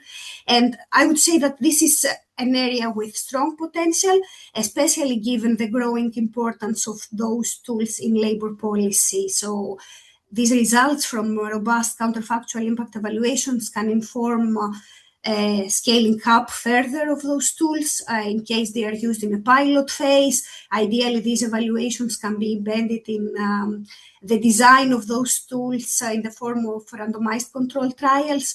And of course, these evaluations can generate lessons not only from the countries, the individual countries themselves, but also as a shared public use good. Thank you so much. Yes, very interesting. We already have some AI use cases from you, very insightful. Anyone else? Yes, Tavrula, please. If I can address you by your first name, it will be easier. Thank you so much. The floor is yours. Thanks, Lucas. Thank you so much, and thank you for the invite today. It's a brilliant forum to discuss, an evolving issue, actually. And if we start by the first question you have on the most promising uses of AI, I would say that, the skills matching, as our previous Joanna was telling, is, one of the areas where we see this being actually used a lot. There are several examples in countries we have seen. Like, for instance, one obvious example probably many of you have come across is, a pilot that was also done in Finland, in the city of Tampere. So they try to kind of surface, the soft skills that are used in order to make these skills matching. So this was considered a good experiment. They tried to make this matching. They used some data sources about the job seekers. They did the calculation and analysis, and they provided answers to questions. So they made an assessment afterwards, and they showed that there was an increase of up to 20 million euro in revenue for companies after including the training adjustment by the education providers. So there are some interesting examples we can see there in policies and in practices. Then another area, again, it is an area that you can obviously see it very often, is in the area of drawing up more personalized pathways, so having a profiling model. And again, we see some examples like, in France, a model, a system that was developed there, the ALMPO in France, which tries to predict which companies are most likely to hire in the next 6 months. So then this is essentially a search engine for job seekers to find which companies are likely to be recruiting in specific locations in the near future. So the job seekers can develop their own pathways in a way. So this is very promising, and this was really considered as a success story. 70 to 80%, according to some estimates that were done at the time, 70 to 80% in the predictions of whether companies will recruit or not were correct. And so we saw that this was very positive. There was a positive user experience as well. Another area would be the labor market intelligence. You get real data from AI analytics that can help the organizations, the agencies, to take that into account into their planning. But we also need more data in that respect in relation to new jobs created, or what kind of jobs we are creating. We need to pay attention to the job quality as well. We also need to take data from labor inspectors, for instance, and we need data in order to implement policies as well. And we need to know who is using, which part of our workers, of the workforce, is using AI, how they are using it, and what are the job quality implications there. And we at Eurofund are very much looking into this area of the job quality. And we are having also data, hopefully those will be useful to this project as well, as we are developing slowly, the new analysis on that. We see that about 12% of the workers are using it, based on the European Working Conditions Survey. But it's also interesting because it was mentioned before by Konstantinos and I think from Stefano about the use of technology and the impact of technology on the tasks, because this has implications on what kind of jobs. Do we have more or less or fewer jobs, or what kind of tasks? So we ask questions in the European Working Conditions Survey about the impact of technology on the tasks, like has removed some of your tasks, or has created new tasks, or has allowed more interaction. So I think it will be encouraging to see that 43% of the workers reported that technology has created new tasks in their job to a large extent or to some extent. And contrary to some discussions or maybe speculations, we found that there was no social isolation reported by the workers. 48% of the workers said that they have not registered that one. So in a way, this type of data are interesting. Yes, we have data in the labor market in general. We also need to dive more into job quality issues and also to see how companies use AI, which companies, in which sectors. That these are all important data, important information. But of course, there are critical limitations when we talk about some policies, and we need to look at that. Hopefully, we can discuss it later. But at this stage, I think I will leave it here. We have another round for the barriers, limitations, so we will touch upon that. Thank you so much. It is very interesting. We are very much also looking forward to the release of the European Working Conditions Survey microdata from last year, from 2024 survey. It would be really great to also to include it into our database in the project. Yes, this is. I mean, if it's as we said, if we have a lot of good examples, but also it's quite challenging for all of the users in the ecosystem, as Joanna said, right? Because it's not only one side of the equation here involved; it's different stakeholders, and they have very different perspectives and needs.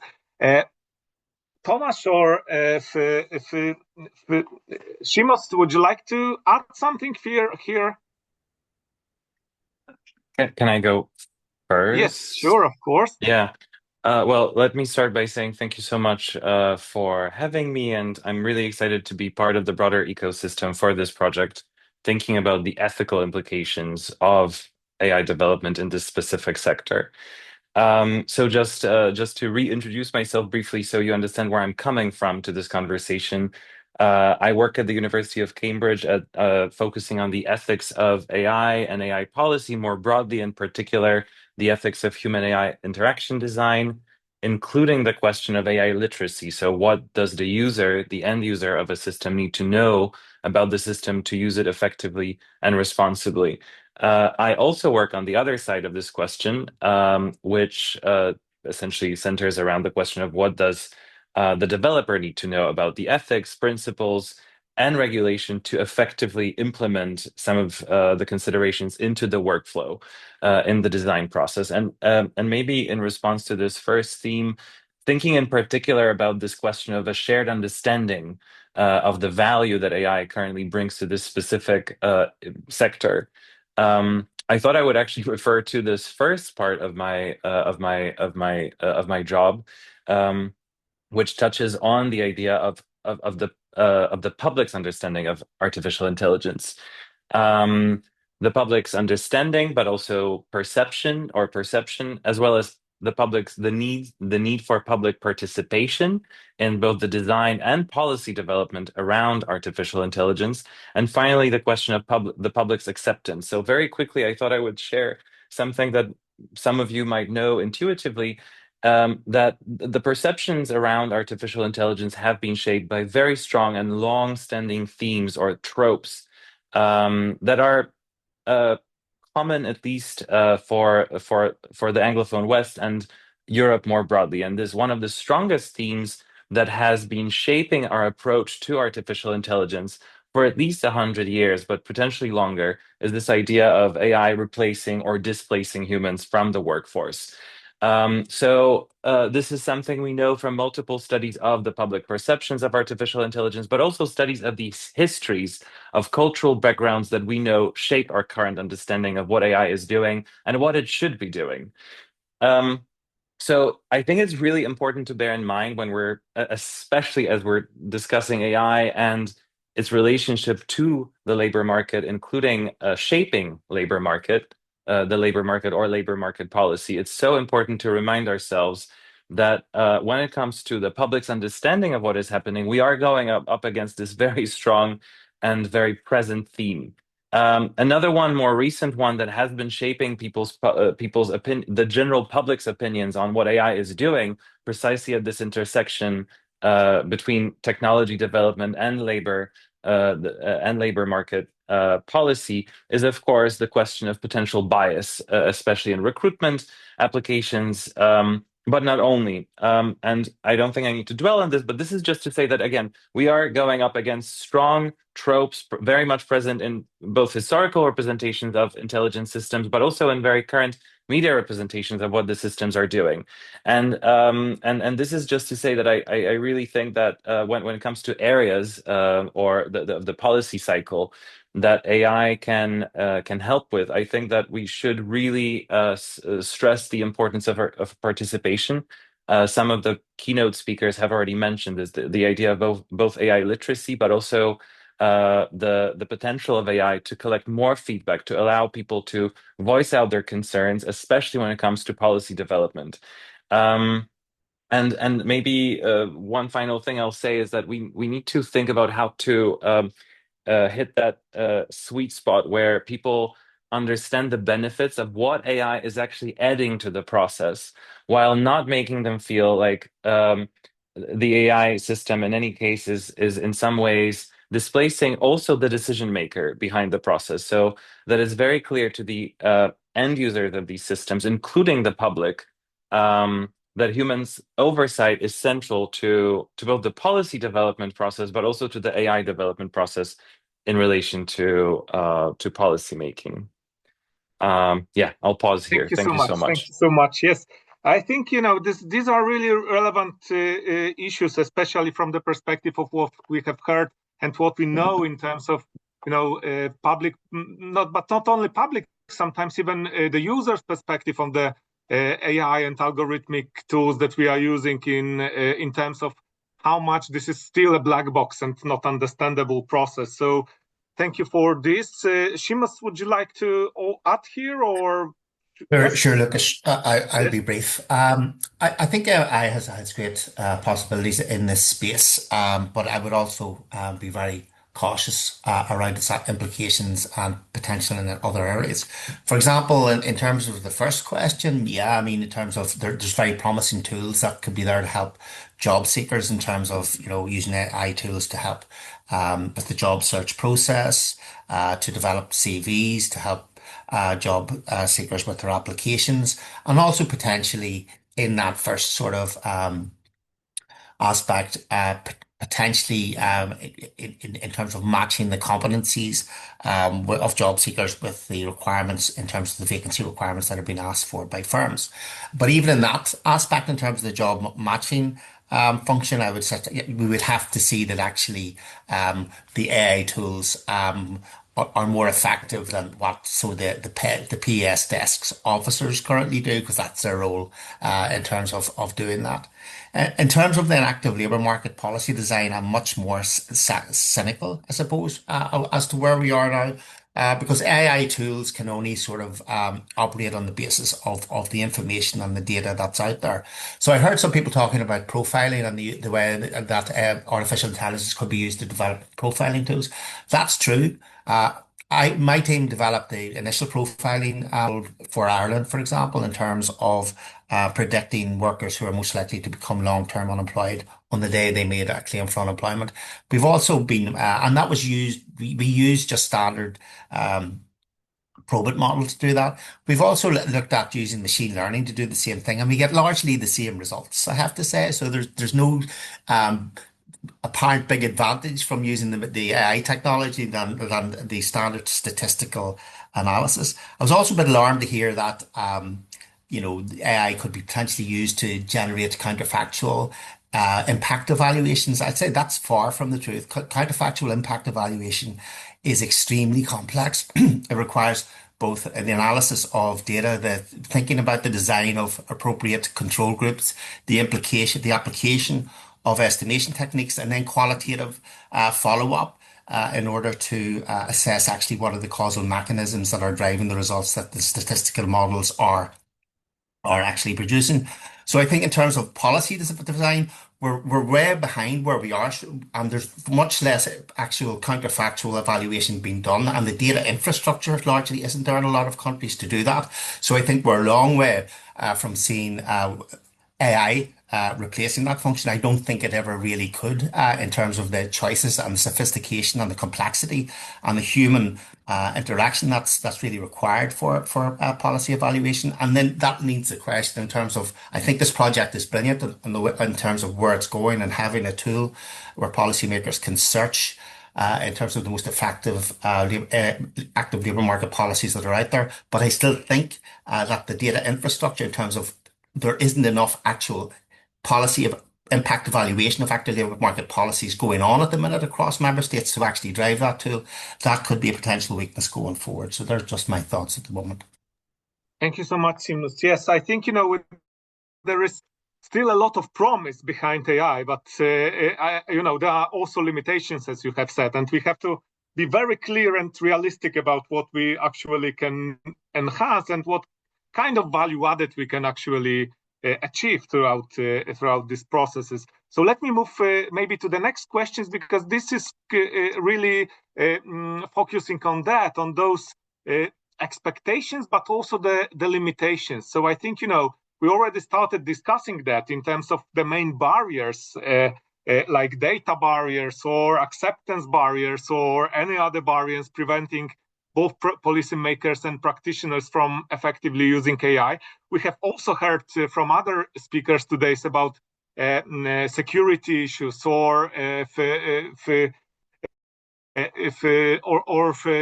questions about legitimacy or ethics. And I think, this is an important issue from the perspective of our research projects, but also projects like this, how to ensure that that these tools, from the perspective of the policymakers, are actually usable, interpretable, and actionable. So this is the question, right? Because we can build very complicated technically systems, but then there are users, and how to make sure that they actually not only want to use it, but also know how to use it and how to achieve this value added. So the floor is yours, whoever, we don't have to have the same order this round. So who would like to start? Stavruda, please. Thank you. Well, let me just say that, first of all, that point that I should have made earlier, that when we are looking at different stages in the policy, we didn't find enough evidence of use of AI in the design phase of the active labour market policies, and I think this is an area where I think this project would contribute to, because you need to get to synthesize information from different sources and from different articles and so on, and different, for instance, labour markets, different countries, that you need to put them together. This, at the moment, we haven't seen. Or if it does exist, it must be at a limited level. When it comes to the barriers, we see that we interviewed, through our research at Eurofound, we interviewed stakeholders, we interviewed governments, we interviewed trade unions and employers' organizations across Europe. When it comes to the governments, what we see overall, they are overall positive. They discuss the AI and digital technologies overall in a positive way. However, they also stress issues that are important to them, like, for instance, issues around data protection and transparency. So this might be an issue that can be, a barrier, because they need to clarify these issues before they proceed to wider adoption of AI in labour market policies. And also, you need to have a solid data infrastructure, AI infrastructure created. Who is using AI, how our workers, companies using AI, and so on. So you need to have this data at your disposal. And if you don't, you probably feel limited. Another element or obstacle would be the element of trust. We need to learn also from mistakes that we have seen in the past. We have seen some public employment services that have experimented, and some of them had some unfortunate cases that we need to examine again and see why this did not work in the way they should have. But on the other hand, we also have cases where those worked well, and we want to learn from that. We need to understand how AI affects, work tasks, work processes and skills and all of that. And what does it mean for working conditions before they are able, to make broad regulations, before the governments come with broad regulations on that? Or a general learning of, general understanding. The Finnish government, for instance, has a course called Elements of AI that is very broad and it is addressed to many stakeholders. But we talk not only about government, but also other stakeholders here, right? So social partners, for instance. Maybe we need to see to what extent there have been guidelines or collective agreements introduced in this respect. We did some studies at Eurofound, some research. We didn't see a lot of collective agreements. Most of the collective agreements that address issues on AI practice and regulation are in the sectors of banking and finance. So we need to see more of that in more sectors to have, more even practices across the sectors. And we need to know what happens at the company level. Like in some companies, for instance, in the transport sector in Denmark, for example, they are using collective agreements for regulating AI because of all, the promise of the self-driving cars. So you understand that this is an important stage. And the other thing is that we need to make sure, they need to ensure that, companies involve employees in the decision about the introduction of those technologies. Because if the consultation is done at a very late stage, when the technology has already been introduced, then there is very little room of maneuver for the workers to influence on how this actually works. And the employers want to know how they can monetize productivity gains. If they don't know that, they would be a little bit reluctant. They need to have the knowledge about how they can improve productivity in processes, in the various levels of business, in the business and so on, and the business delivery as well. So, and then we need to bring together all of these actors, the governments, the trade unions, the employers, in order to have a discussion. And maybe it would be interesting to say here that we are preparing a tripartite exchange seminar this year in June, where we bring all of these actors together in Brussels in order to discuss, their actions, how they see, what are the big challenges, what can they do in order to overcome some of these obstacles. And we need to have these fora for that reason. And a last point in this regard is in relation, for instance, to restructuring. We at Eurofound have the European restructuring database where the ERM, we are monitoring restructuring cases. And it will be interesting, I think, to get the input, to analyze job losses that are in relation to digitalization. To what extent companies that introduce AI have more losses than others. But our first information, the first analysis we've done already, and this is a report already on the website, is not discouraging. So we don't see, we only show like 600 cases, about 19% of the restructuring cases there that are related to introduction of AI or digitalization.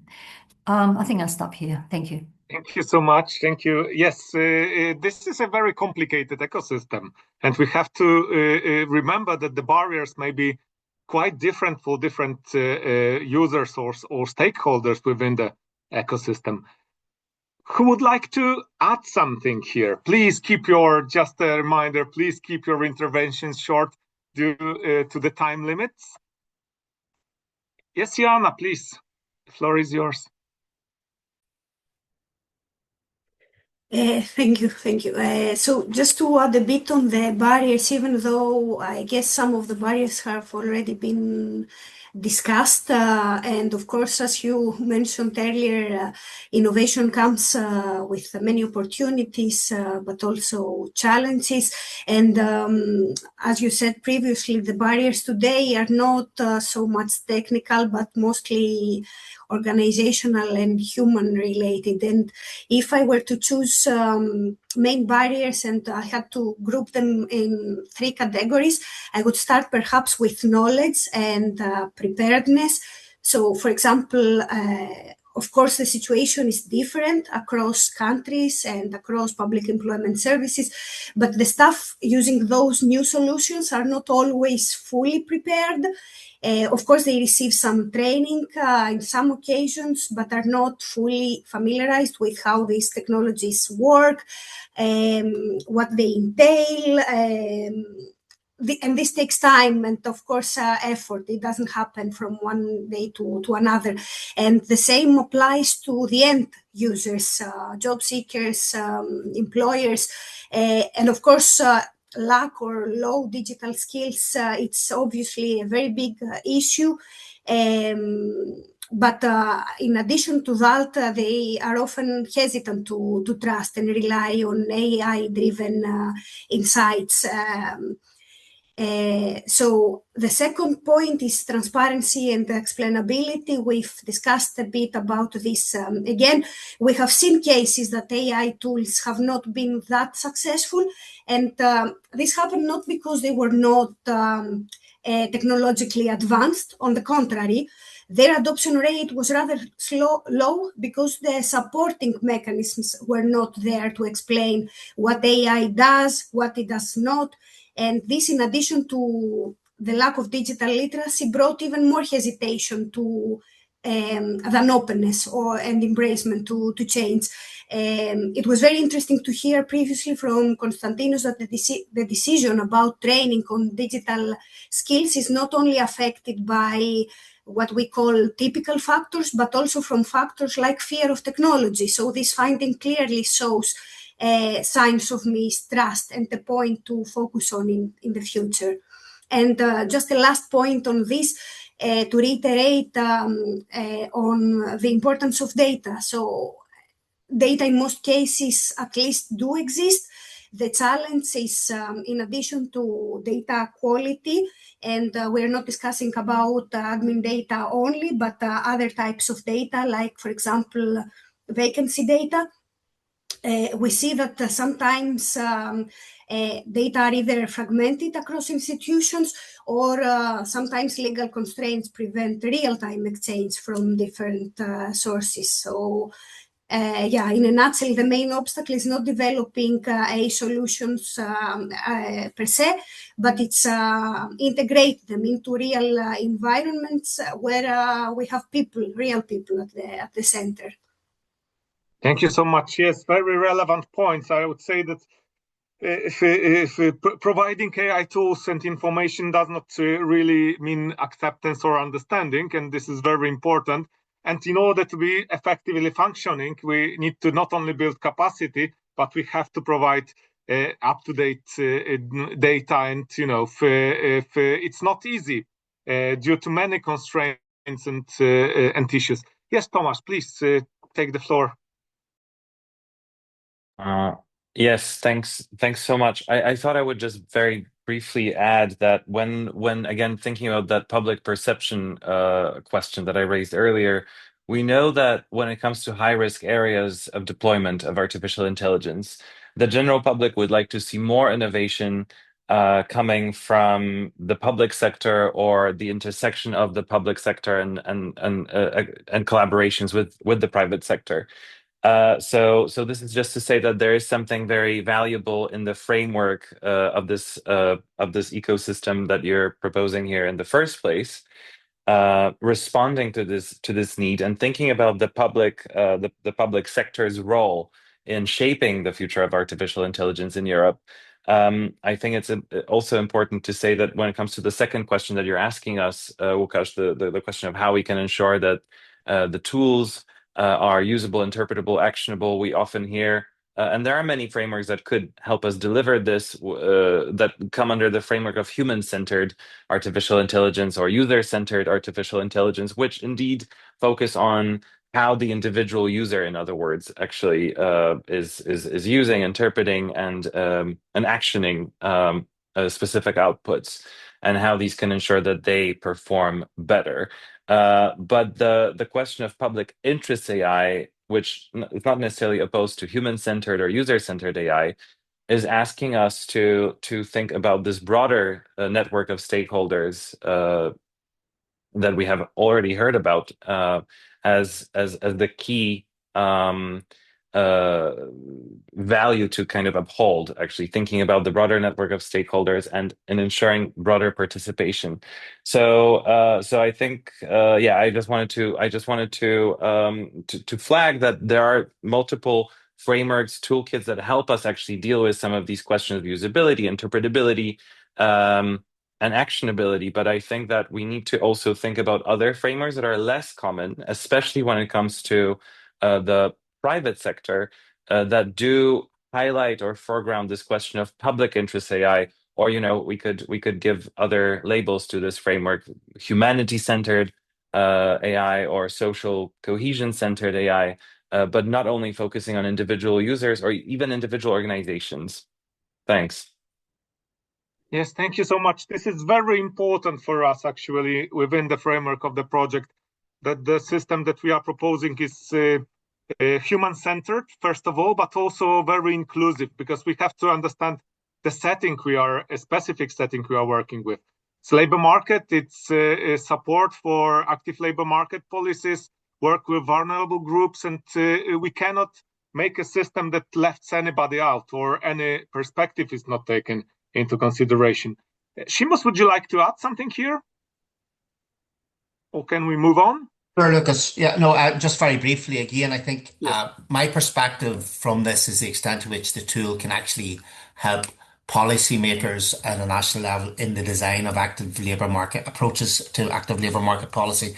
And I think it's a great idea, again, to have a tool that will allow that will search the existing and synthesize the existing evidence and provide policymakers with insights in that way. I do think the main barriers, again, are the quality of the assessments of active labour market policies that will actually drive the tool. And then we also have to ask the question, how will the AI tool then ultimately then tailor the recommendations of the AI process and the synthesizing process to the actual requirements of the labour market in question and the types of skill mismatches that are experienced there and so on and so forth. And then there will be the issue, obviously, to what extent will policymakers ultimately put trust in a tool, an AI tool, in terms of helping them to design labour market policies, and how do you break those sort of that trust barrier down?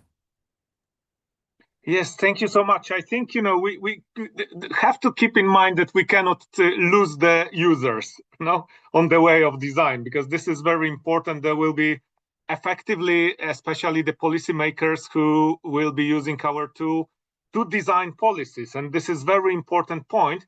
And the trust is the next question, actually, I would like to ask. I mean, trust ethics and governance. Because we discussed it already a little bit, but I think, when we talk about the policy making for the labor market, job seekers, employers, but also those most vulnerable groups, we have a lot of ethical issues.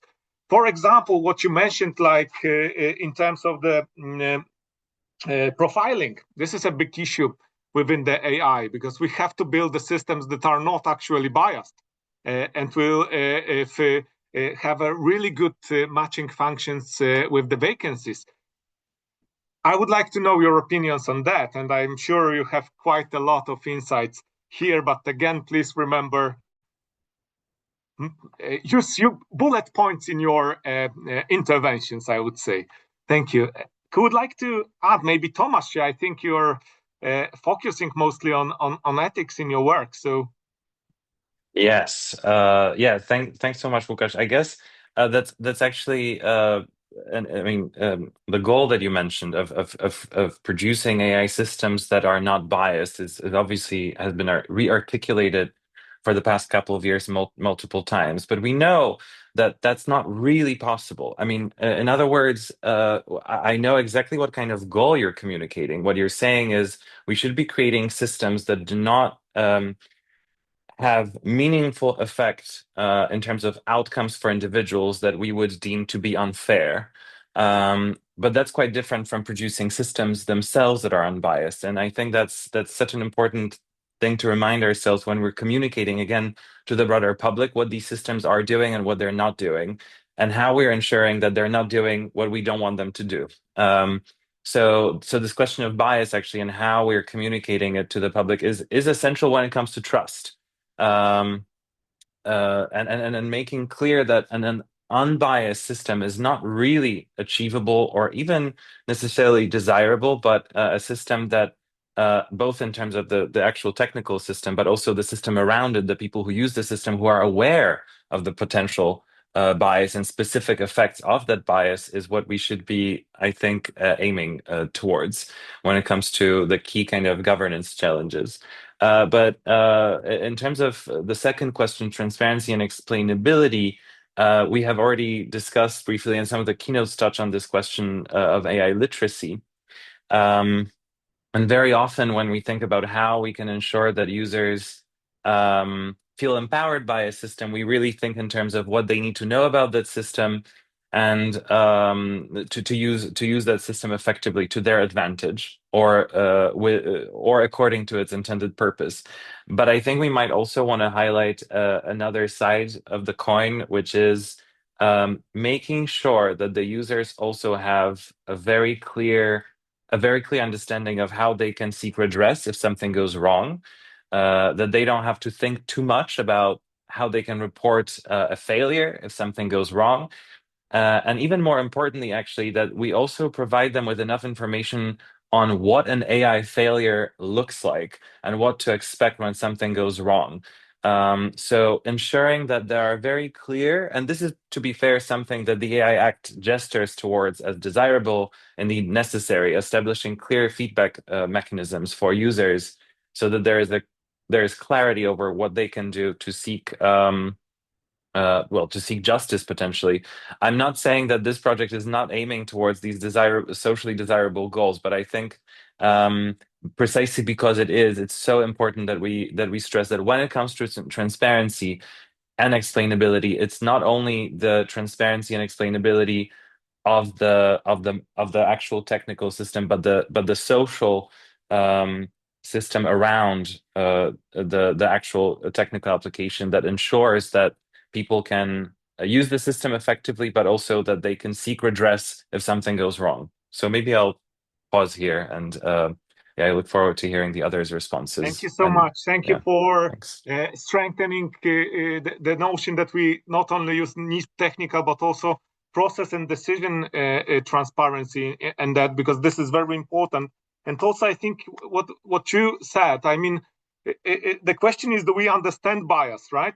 That we don't have unconscious bias, because all of the systems in a sense will be somewhat biased, but there has to be mechanisms to revoke the decision or to get feedback. Thank you for that.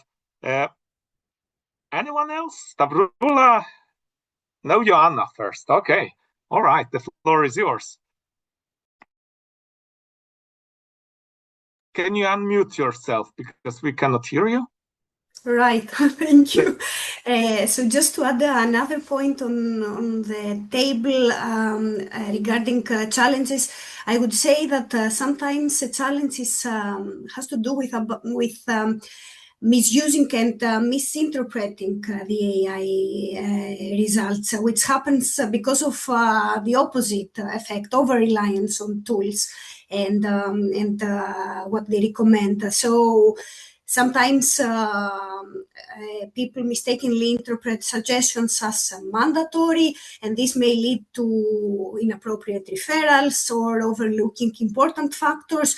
So, for example, personal circumstances like, I don't know, motivation or life events, health-related issues may be overlooked because these are not captured in the data. And then when it comes to actually building trust, we discussed about transparency, and we also discussed extensively about explainability. People need to know what each tool does. Also, the steps, as Eleana mentioned earlier. But another point to reiterate again is to always allow for human oversight, especially when it comes to more disadvantaged groups. It's important to retain the interaction with the pest counselor or with a social worker. it's always important to have the right to ask for human interaction and rest assured that staff remain responsible when it comes for the final decision. Yeah, thank you. Thank you so much. Yes, very important. I mean, to have the human oversight, keep person in the loop, and do not automate the decision. Always verify it, and it's very important. And also to help people responsible, right? Because this is very important, especially in the person-related decisions that we are focusing here in the project. Stavroula or Shimos? Either. Yes. I can give the floor to Seb. Should I go first? Or Seamus? Go ahead, Stavroula.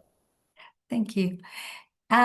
Many good points made earlier. I'm not going to repeat the ones that have already mentioned. We have some evidence from labor market policies introducing using AI for improving the service that have failed to some degree, and we need to learn the lessons from that. Like we don't want the AI to in a way to repeat differences between men and women that we see in the labor market today. Therefore, we need to take that into consideration.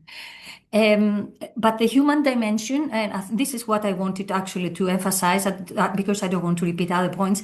We have the EU-AI Act in place, and we also have the European level social partners framework agreement on digitalization that was signed in 2020. And there is a section in that agreement that refers particularly to artificial intelligence and guaranteeing the human in control principle. And I think this is something, Lucas, that you need to take that into account in this research, the human in control principle, because that's really essential. So we have seen initiatives on ethics in some countries. There are fewer in the area of work and employment. So perhaps that's something that now we take it as a lesson, and maybe for this project, Lucas.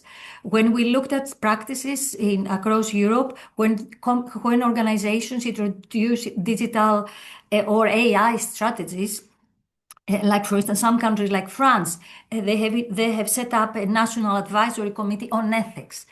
Which is very useful. We talk about, some limitation, but we also need to see what else it can be done, like, ethics committee or expert groups or AI observatories, or giving guidelines, code of conduct. These are some of the practices that can governments and institutions, labor market institutions can consider. I think that would be. Thank you so much. Yes, I think this is very important point, because we all not only have regulations, but we also have a lot of other considerations in terms of ethics in AI that we have to take into our project. Shimos?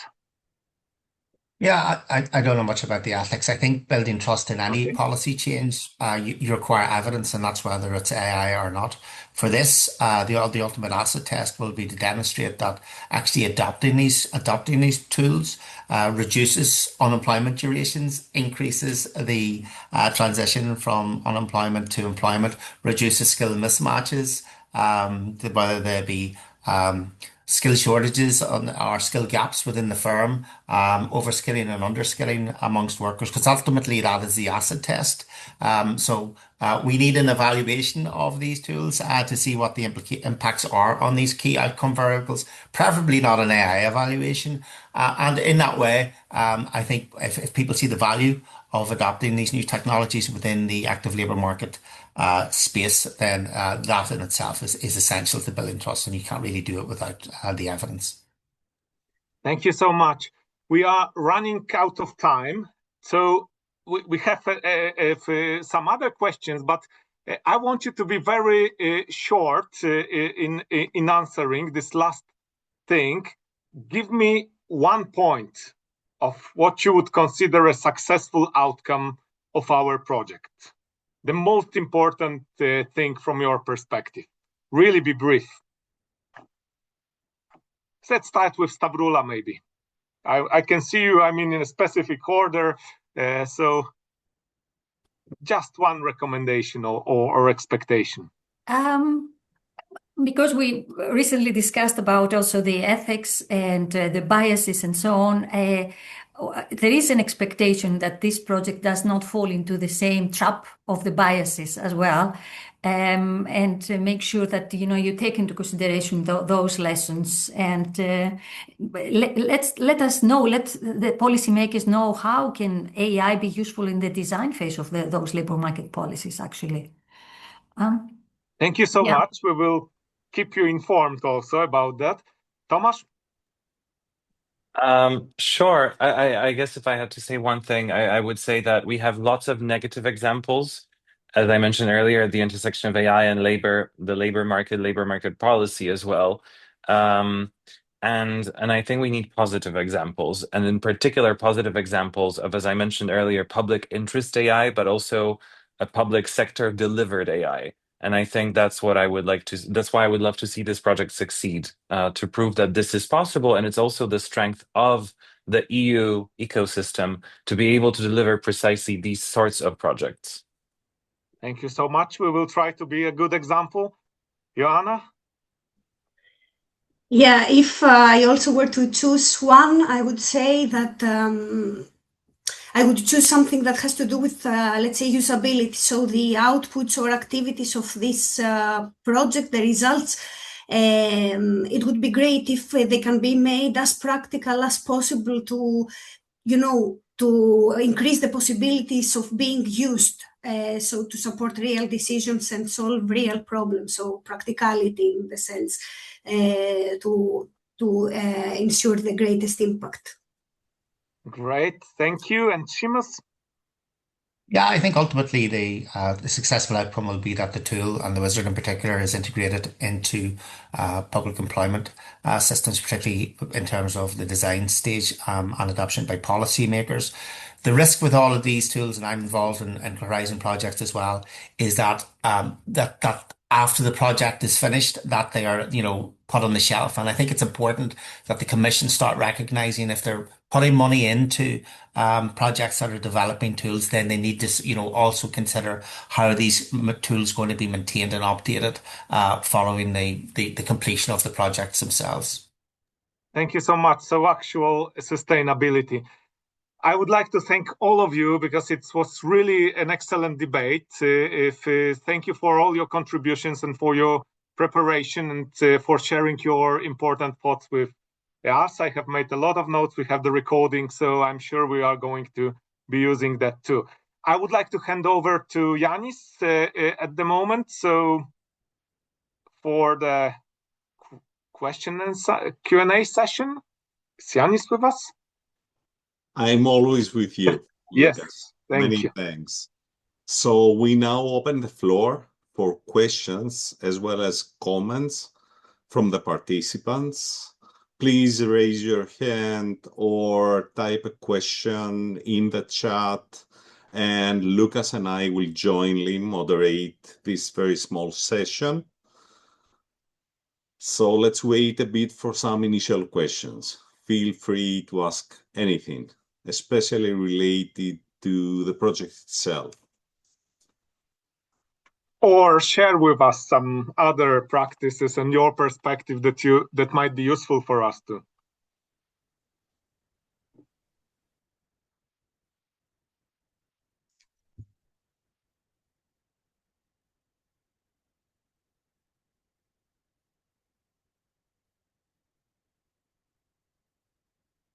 I have a question in the chat from Stavrula. Yanis, how are you going to engage users? So in terms of user engagement, we're trying to bring them in the loop really early. So we're trying first to get feedback for the framework itself, because we're gonna build the design of any AI module on the system, in the system, based on a specific framework on what is important on ALMPs and what is not.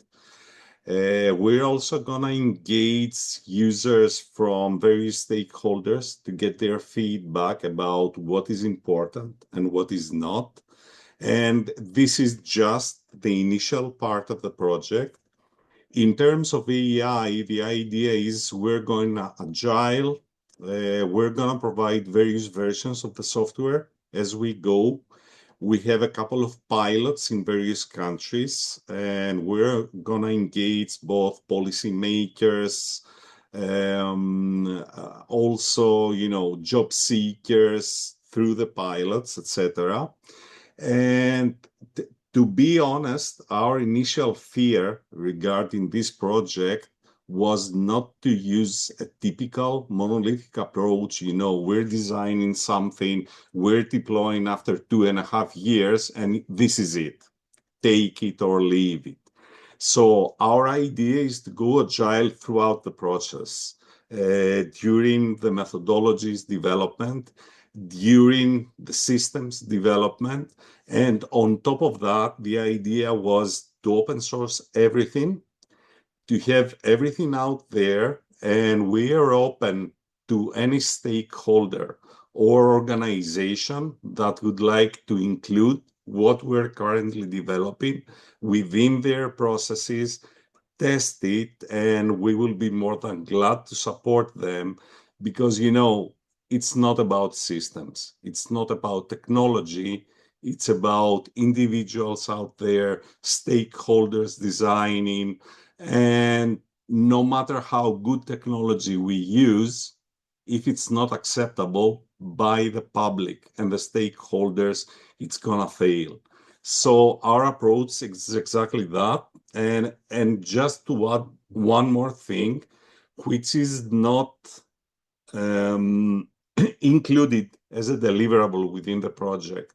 We are going to include an additional deliverable on quality assurance regarding the use of AI, how users are involved in there, what is important and what is not. And we believe that this part is going to give us more opportunities to succeed. But such a system in a period going so fast, I think will make sense only if we co-design with as many stakeholders, individuals, people available that would like to contribute. Yes, and I would like to add two things to that about the co-design and cooperation. We are now in the process of preparing what we call communities of practice. And we would very much like to also engage possibly you, the participants of the conference, in these communities of practice of people who actually could look critically, but also support our development of the recommendations report based on the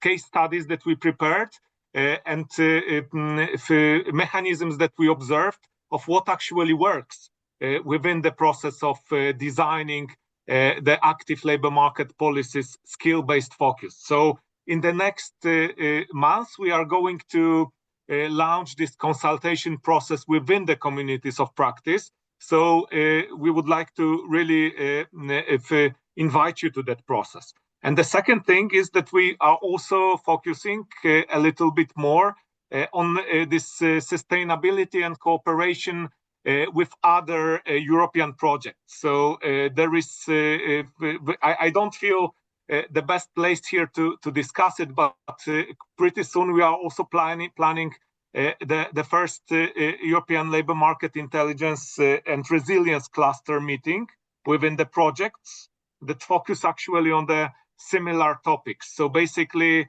we want to build this joint intelligence and and use probably the funds that we have to the fullest, right? And this is also the engagement of and cooperation that we want to do.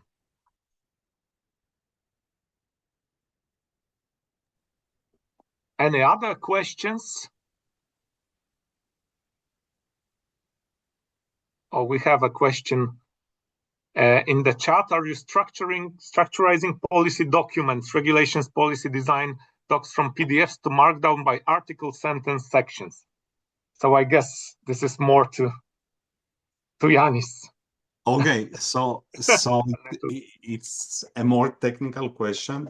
So what we're doing is we're using unstructured input, and this could include studies, documents, papers, PDFs, whatever kind of information is out there, because we want to use them within a repository with documents related to ALMPs and all, issues related to ALMPs. So what we're doing right now, we have already deployed an annotator tool, and we support automatic annotation of all the documents and chunking, and provided metadata per each chunking there. And the idea is first to create an initial taxonomy around ALMPs, and keep in mind that based on different settings, the taxonomy can be set by the stakeholders trying to use the system and the ALMPs. So the answer is yes. We're augmenting information based on existing, knowledge out there. And we always keep human in the loop throughout the process, so we have the best result in terms of what we store in what we call our ALMP repository. And based on that, AI works to provide some initial answers and more things on ALMP design. I hope I covered this question.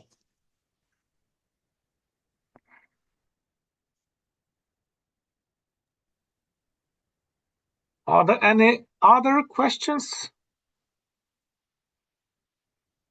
Don't see it, so maybe we can proceed and wrap up and move to the last part of our event.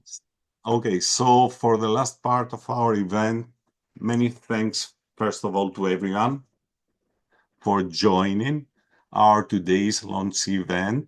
So I'll pass the floor to Flavia, our dear colleague, for some closing remarks. And in about 5 minutes, I think we will end with today's event. Flavia, the floor is yours. Thank you, Yanis, and thank you very much. And thanks to everyone for such a rich and really, really engaging discussion. As we come to the end of this launch event, I have, as Yanis was stressing, the honor, but also the responsibility to briefly reflect on some of the overarching key messages that have emerged from today's exchanges. And I think there were all of this. One first very clear message that I think we should reflect on, especially linking with our project, is that as we said and we heard before from the keynote and the roundtable, artificial intelligence and generative artificial intelligence is no longer a future prospect. It has already shown its breadth and deep penetration across sectors and occupation, and spreading at a speed unlike previous technological ways. So we are in a phase of transition, and this makes anticipation and preparedness, what we are really doing today all together here, more important than ever. So this is a reassuring aspect also for our project.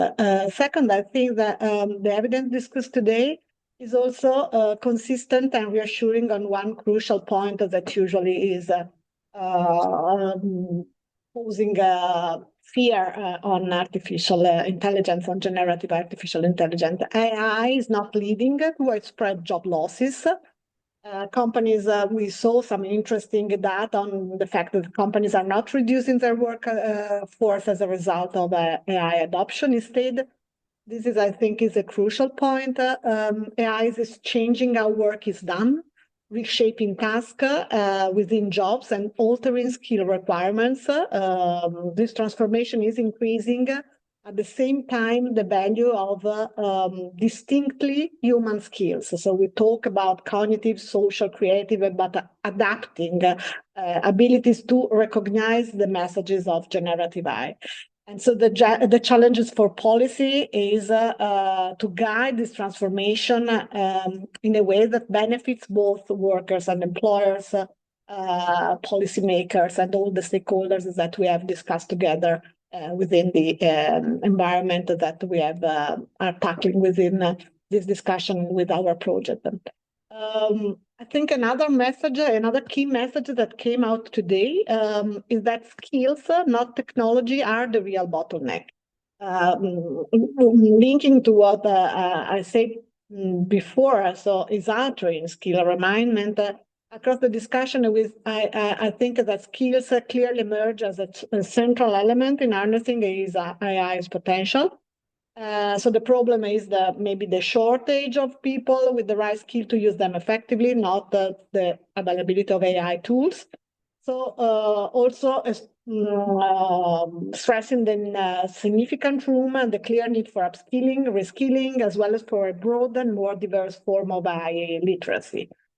This is not only about technical specialists, but about enabling all the actors, all the players, workers, manager, institution to understand, use, and govern AI in a meaningful way.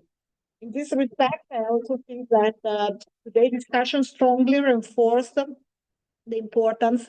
We have also heard now in the roundtable discussion of a human-centered approach to AI.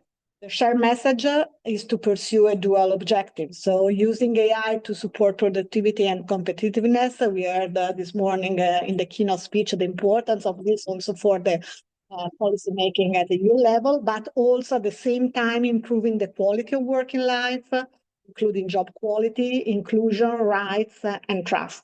So without this social dimension, the benefit of AI risk being uneven and ultimately unsustainable. And I think that the discussion of today stresses this important element. So for this reason, all the reflection we have done today on governance, ethics, and inclusion must be built in from the very start when reasoning on this element. And in particular, the roundtable discussion, I think, clearly reinforce all these issues, stressing the importance of collaboration between policy research and practice, and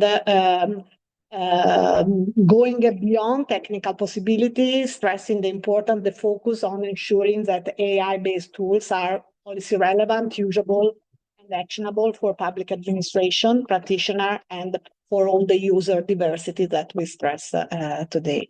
So issues of trust, transparency, governance, and technical use are the central condition for the effective and legitimate use of AI in labor market policy making across all the LMP policy cycle that also came up as a main analytical element that we should include in our reflection.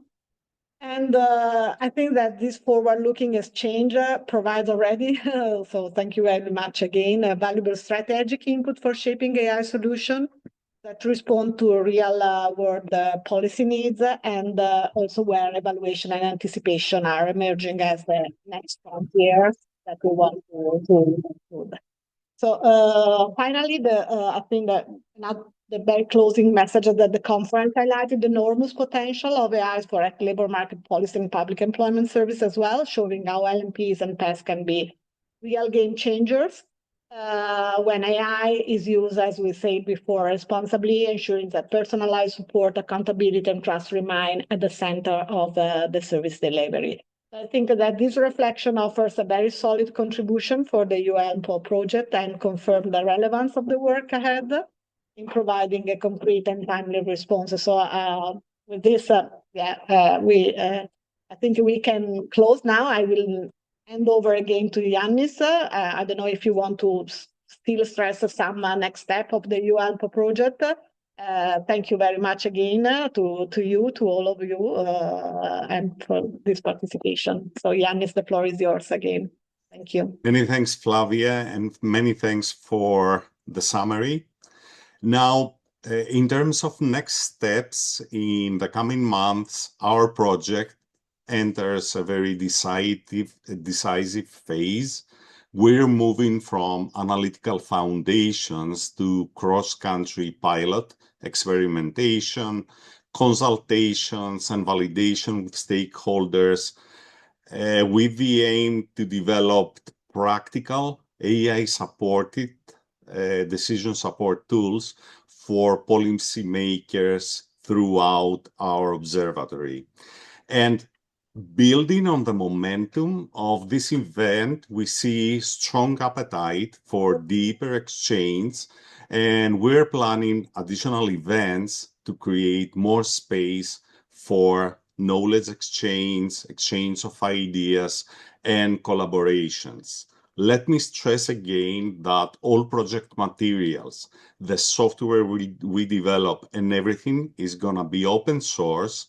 And we warmly invite stakeholders, organizations, people interested in this initiative to experiment with us and contribute feedback.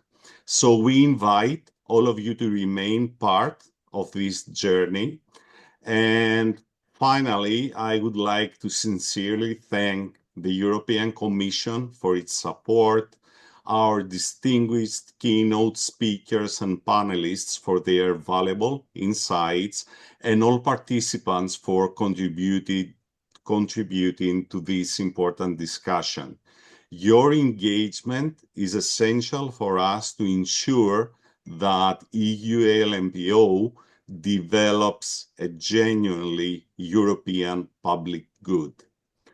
Thank you once again, and we look forward to continuing this collaboration in the next months ahead. Thanks a million for everything. Thank you, Yanis.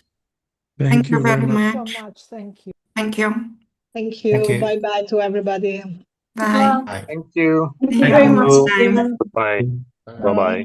Bye.